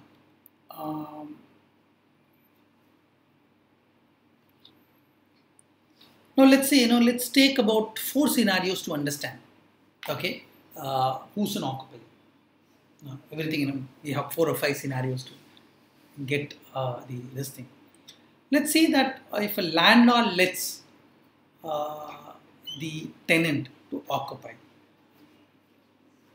a landlord lets a tenant to occupy a particular place. Somebody getting into that house gets injured. Who's responsible? Is that the landlord or the tenant? Tenant. Okay. Now, we'll go to the second scenario. A landlord lets a part of the building, okay, to a tenant and retains the balance. Okay. Then if somebody comes in and gets injured, who's responsible? Is that the landlord or the tenant? Landlord. Tenant. Okay. Now, if he is injured in the tenant let out area, then tenant. Not let out area, then it's the landlord. Okay. Even though the landlord may not be There. in there. Okay, he is not let out. Okay, that portion of it. let's say if an owner licenses a person to use a premises but reserves the right of entry, then who's responsible? Who's the controller, occupier? Owner. Why? I've given you license to use this premises, but I can enter anytime. I can control who needs to enter, who need not enter. You are the landlord. I am the landlord. Let's say I am the landlord. You are the licensee. I am controlling the. Now I give you license. Okay. You are in your occupation. This is. We normally enter into a leave and license agreement, right? You remember there is something called a lease agreement. There is something called a leave and license agreement. In law, it's there. Lease agreement we understand as a contractor we know it. Leave and license agreement. Leave and license. Leave and license agreement. First time here I am hearing. Oh, hearing for first time. Okay. So let's say that this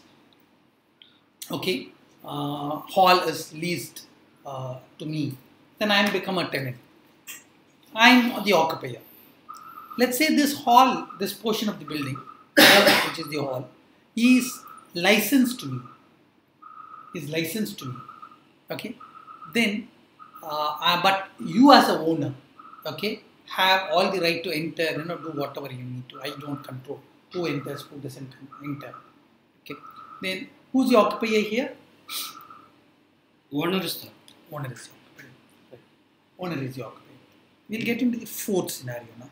Okay. Which the contractors are employed to carry out certain work in the premises. Okay. The owner will generally remain the occupier. Okay. The fourth scenario. Whenever a contractor is handed over to a contractor to do it, the owner is the occupier. Although there are circumstances where the contractor could also be termed as an occupier. Now, this is a scenario where owner can also be occupier. If there are circumstances, special circumstances to show that the contractor is the occupier, contractor is the occupier. Let's say we are building a port, or say in a road, a bridge is being built, a flyover is being built. Let's say I am the contractor, you are the owner. Okay, in that particular area. Okay, it could be even a private bridge that is being built, or a government public property there. In those circumstances, you can also be occupier, or I can be an occupier. This is where the contract gets in sometimes, or the circumstances sometimes gets in. Okay. Who do you think would be classified as a lawful visitor? What is this lawful visitor? Public. Is it with the consent of the owner? Okay. Is that with the consent of the owner, or if owner invites, otherwise whoever he invites can be lawful visitor. I am not invited, but I come in. What will happen to me? Am I not lawful? You're a trespasser. You're a trespasser. Okay. It's not this thing. It's the authorization of permission that counts. Whether he is lawful or not. You need not invite me as a owner. Okay. If I have the permission to visit, then it becomes a lawful visitor. Permission is given by owner. But that need not be an invite, right? Okay, but it has to be with the knowledge by the of occupier, not the owner. Occupier. Occupier. Okay.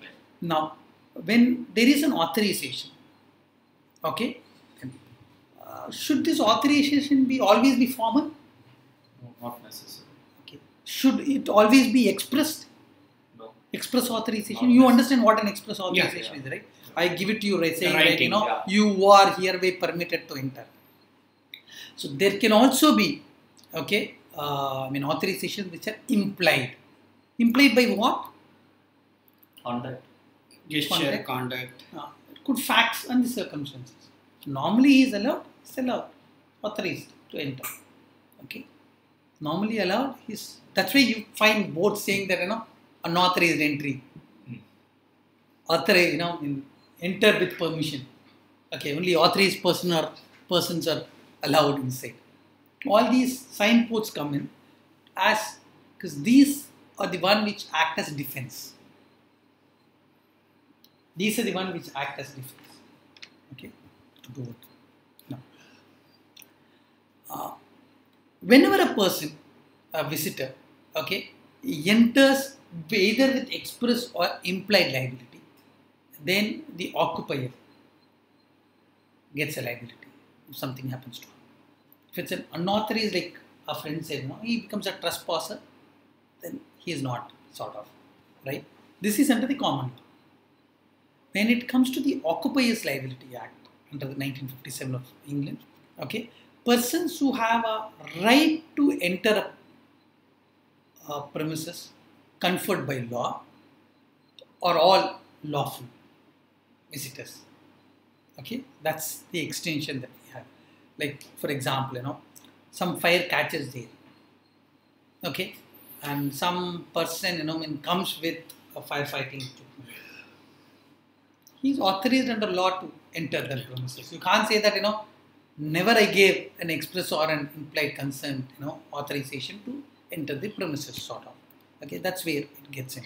Okay, there is a common duty of care that every occupier owes to a visitor, to a lawful visitor. When that is breached, some injury happens to him, then this occupier is held responsible, sort of. Okay, there are a few sections which I put as well, under the Occupiers Liability Act. Suppose the visitor not complied the rules and regulations of the occupant's conditions. Had he been negligent, then the occupier's liability gets diminished. I don't say it will get wiped off. Diminished. Because we need to look at what sort of non-compliance is there on the part of the visitor. Let's say that heavy equipments are moving around in that location, and he is authorized, he is recommended to wear a helmet and a couple of other gadgets around, and he doesn't wear. He would. Pardon?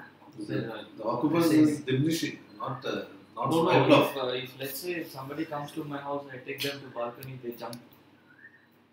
You only have to, what can I do in those cases? You are not a visitor, just take him to balcony while I'm just talking. He suddenly jumps off. No, he jumps out means he is not in your premises, it's outside. From Not in your house. where he But jumps. like, factory is not like that. It's in the compound itself. That's what, in the pressings, in the factory, he goes, the paraffata wall is not there. Then it is our... Paraffata wall is not there. You take him. Visitor goes that in. case, He slips. Yeah. Then it Down. is It's our responsibility. Yeah. It's our responsibility. Sort of. Because our cases, a lot of things. They won't wear helmets. So the They will not follow the instructions sometimes. They misunderstand the instructions. When it comes to the common occupiers liability, reasonableness is very important. Okay, what is this reasonableness for this thing? What can be Reasonable care needs to be taken care of. Okay, at least if there is a fence or if there is a board which says that, cautious sort of, that is reasonable. Let's say paraffata wall is not there. Instead, you put some things there and you put caution, notice is there. And that becomes sort of a reasonable thing. Okay. Now, for Occupiers Liability Act, 1957, okay, children do not form part of a special group. No special thing is given to them. one doubt on reasonableness. When I visit other countries, sometimes when some dangerous zone is there, they display in their language. For example, take Annayavalakku. They would have displayed in Tamil. Somebody touches and then dies. What is that? How does it? Is a reasonable care exercised by the... It is written in Tamil and it is kept. That is a caution that you are talking. High voltage. It is written in Tamil and kept. But the Englishman touches and dies, for example. Then what is the reasonable thing I do? Are in you Tamil Nadu? expected to touch it? That's what Because you need to I do not know. No, I'm curious to see. Caution is different. Hmm. Caution notice is different. Hmm. Am I supposed to touch everything and to see?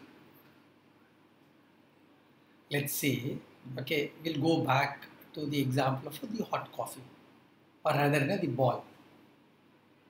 Spinning the ball, my wife's friend got hit. Am I expected to slip my attention from the ball to somebody else on her?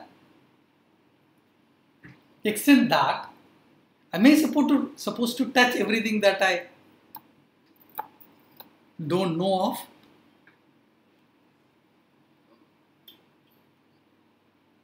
So it is not the duty of the sovereign to write in standard language and warn me. I should correct it. What is standard language? English, say English, practiced worldwide. So is it not the duty if you of? Go to France, they don't understand English. That's even when you talk in English, they don't.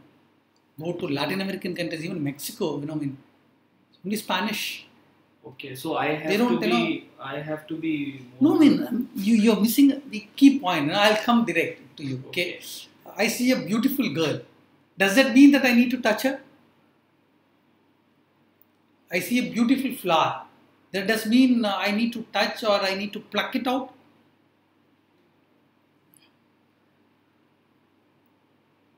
What is reasonable, what is expected out of me in normal circumstances? Okay.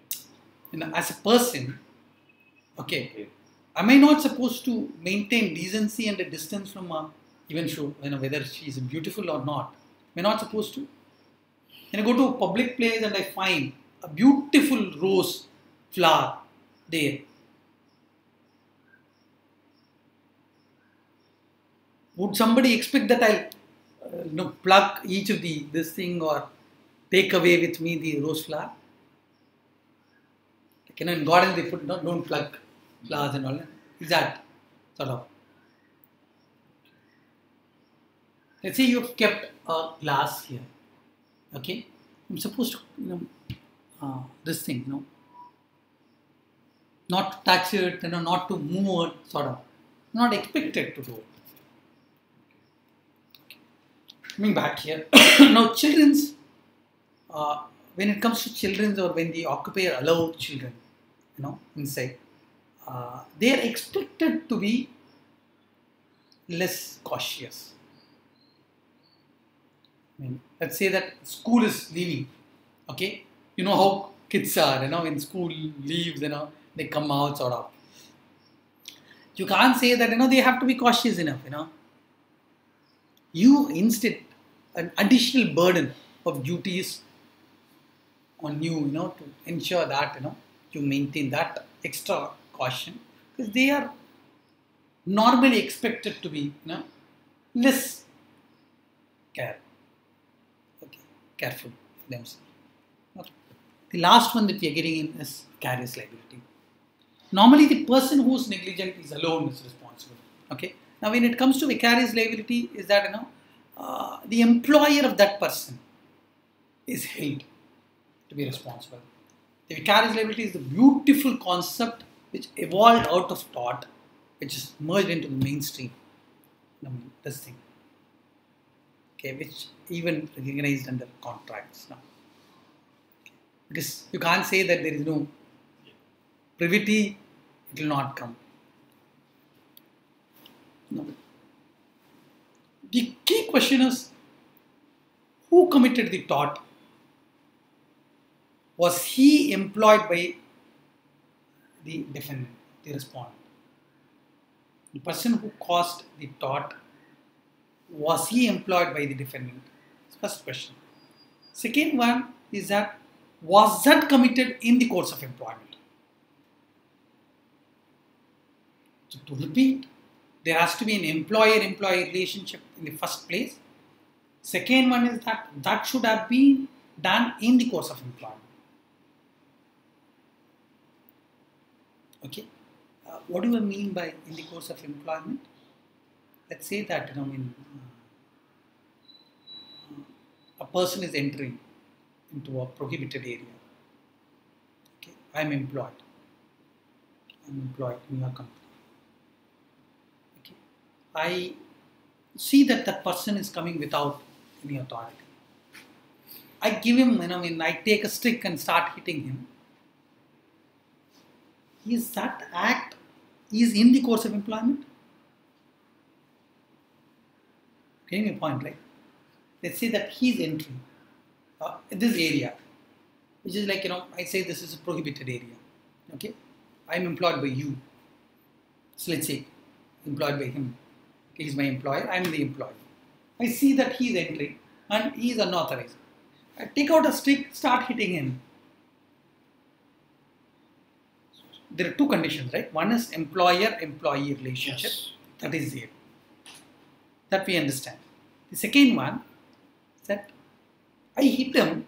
Is that in the course of employment? Yes. That should also be. Yes. Yes, it's in the Yes. course of employment. How come? In the course of employment, I am supposed to prevent him from getting, not hitting him. Yes. Not hitting him. Okay? What do we mean by in the course of employment? It should be part of the employment itself. It should be, those acts should be rendered as part of No. or in the course of. There is a difference between in the course of and as part of No, employment. it is not rightful act. I have employed you, but you are indulging in a wrongful act for which I become responsible. Because it is in You the will course not of... be responsible. He will not be responsible. If he hit him, he is not responsible. There is no vicarious liability that is attached to him. Vicarious liability will come in only when two things have to be satisfied. One is that the act should be by an employee who is employed lawfully. Second is that that act should be performed in the course of employment.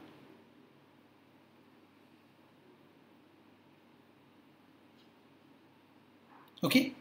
The thought is performed in the course of employment. But course of employment means during employed hours. You are indulging in employed hours. So that means you are under my surveillance. Okay. You are not. I never expect you to do that, but you are doing in the course of employment. Because if it is 9 to 5, you are given a duty. You are doing something. But in my premises, under my employment, so I should become responsible. To hit him?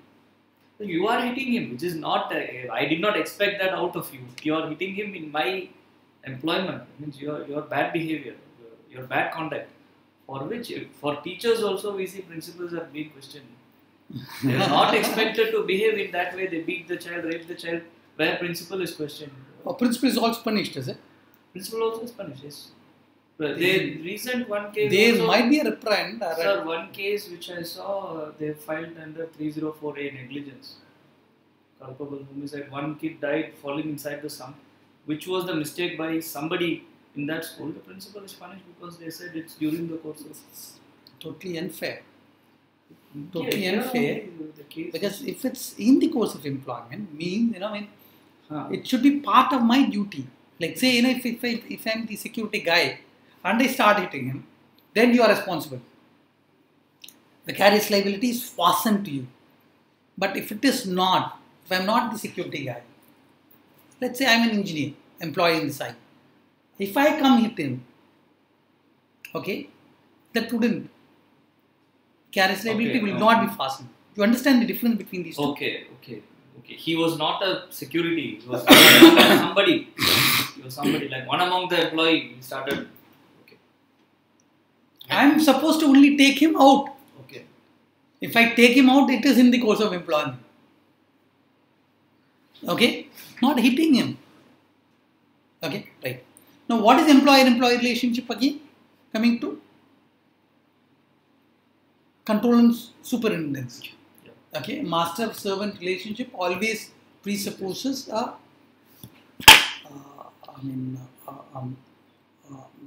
control and superintendence over that person. How he needs to do, what he needs to do, how long he needs to do, all that will be determined by me.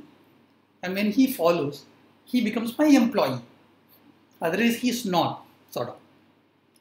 Now, control is the essential test that needs to be put in. Supervision may be there, may not be there. Okay, that's an ancillary the thing that happens sort of. Then the second test is called, after the control test, we have something called an integration test. Is he integral part of the business or not is the second question that comes in. Let's say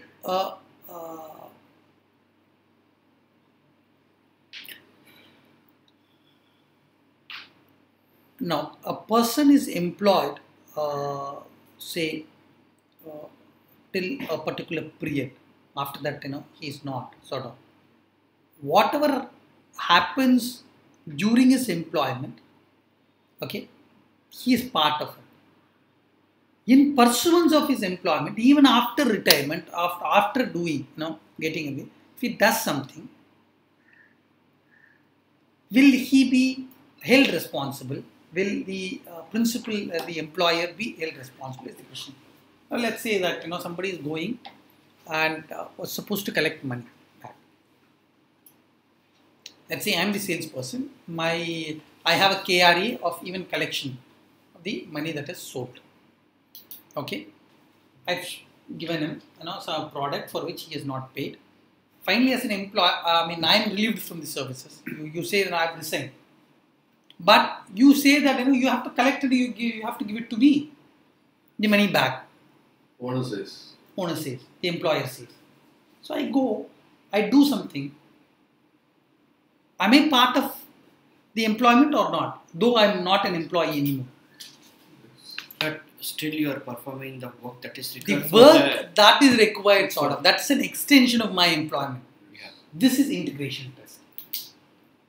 Okay? Even, when you qualify through an integration test, you become an vicarious liability gets fastened. Okay, then we need to complete. Okay, just will take 2-3 minutes to complete this. Okay, then the next test is called economic reality test. Who's getting the benefit out of the acts or omission, okay, of that employee?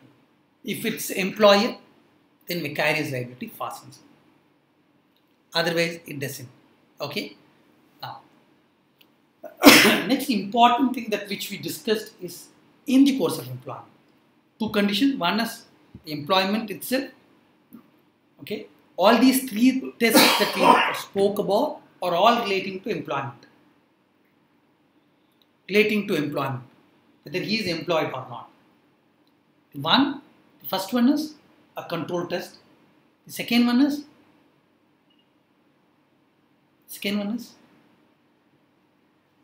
after I retire or after I get leave, I need to collect. I do something to him. Performance. Extended. Integration test. Integration test. The third one is the economic. Who will get benefit? Yes. Ultimate benefit. Where it is, sort of. Okay. All these three determine. Okay. It's not just control alone. Normally when it comes to labor laws, legislations, we only talk about control, right? It goes beyond that as well. That's where the integration test and the economic benefit or loss test also gets it. Okay. In the course of employment is the next one. Okay.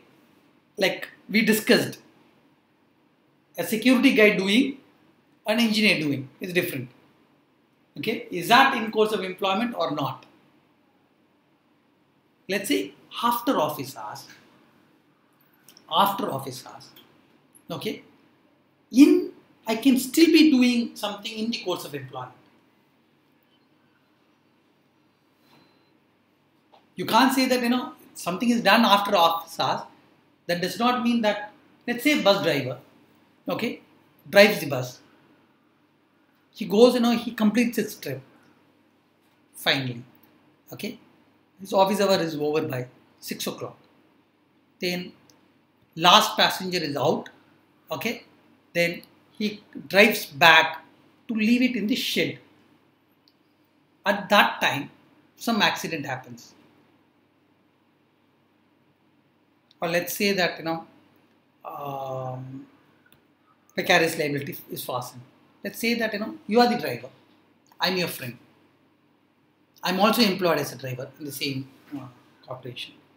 Let's say that you have to leave. Your time is over. You have to leave. You just request me to park the vehicle. Okay, park the vehicle. At that time, something happens. I don't know. I move some levers from here and there. Comes and hits someone or damages further something else. There also vicarious liability gets in. Okay. The next important thing that we need to understand before we close is the independent contractor. What happens in case of an independent contractor? Is the principal liable or not? Because it is not going to be in the course of employment. It is not going to be in the course of employment. He is not going to be an employee as well. An independent contractor. Usually, a tortious act done by an independent contractor will not get fastened to the principal under vicarious liability. But there are special occasions where a vicarious liability could get fastened. So what do you mean by independent contractors? Where there is no employer-employee relationship. A third-party contractor. Any of your subcontractors? A subcontractor, yes. A third-party contractor. You are not employing. Your supervisor is your employed supervisor. Your labor subcontractor is your doing. He is not independent contractor. He is not. He's not. Labor, because you supervise, you tell him what to do.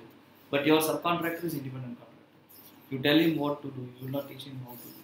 He will decide how to do. But still, liability of his action. No, he only will be responsible because he is not an employee. Sometimes, non-delegatable. Some action I ask him to do it, he does it, delegated and sort of, make some. and you allow it to happen. Then It's like if I instruct him to do something, he done something which resulted in some damage, then I am. That's what. You hire a cab, then he is an independent contractor. He gets into accident, he will handle it. You are not responsible. Those are what, under special circumstances, it get, vicarious liability gets fastened, otherwise it is not. Normally it is not, in case of an independent contractor. He is independent, he is a contractor who is independent of what you do. Okay. Quickly, I thought, this one, the second share, right? Okay. We are closing now with summary. Okay. Summation, where the thought of negligence is duty of care, what needs to be looked at, breach of that standard care, okay, then the damage, okay, and when it comes to defenses, what sort of defenses can also be there listed. Just looking at this one slide finally for you, to give you the summary of whatever we discussed. So we talked about fourth case, causation. Causation. Causation is in between these two. Okay. That's why damage I did not. You put caution. Yeah. That's why I did not bring it differently, because that's part of. Without causation, there cannot be a damage, resultant damage. When I see some of the third expert witness or something, expert opinion in terms of contract, everything, they write causation, everything with respect to bringing into the damages, everything. Okay. Now, expert witnesses, when you pay, there also negligent misstatement can come. Okay. Negligent misstatement can be fastened there. Get expert opinions, something. So, any queries?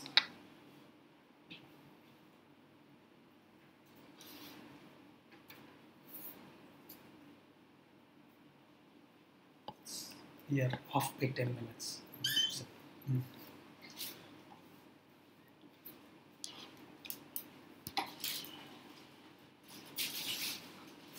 I hope nothing is there. No. Thank you. Thank you.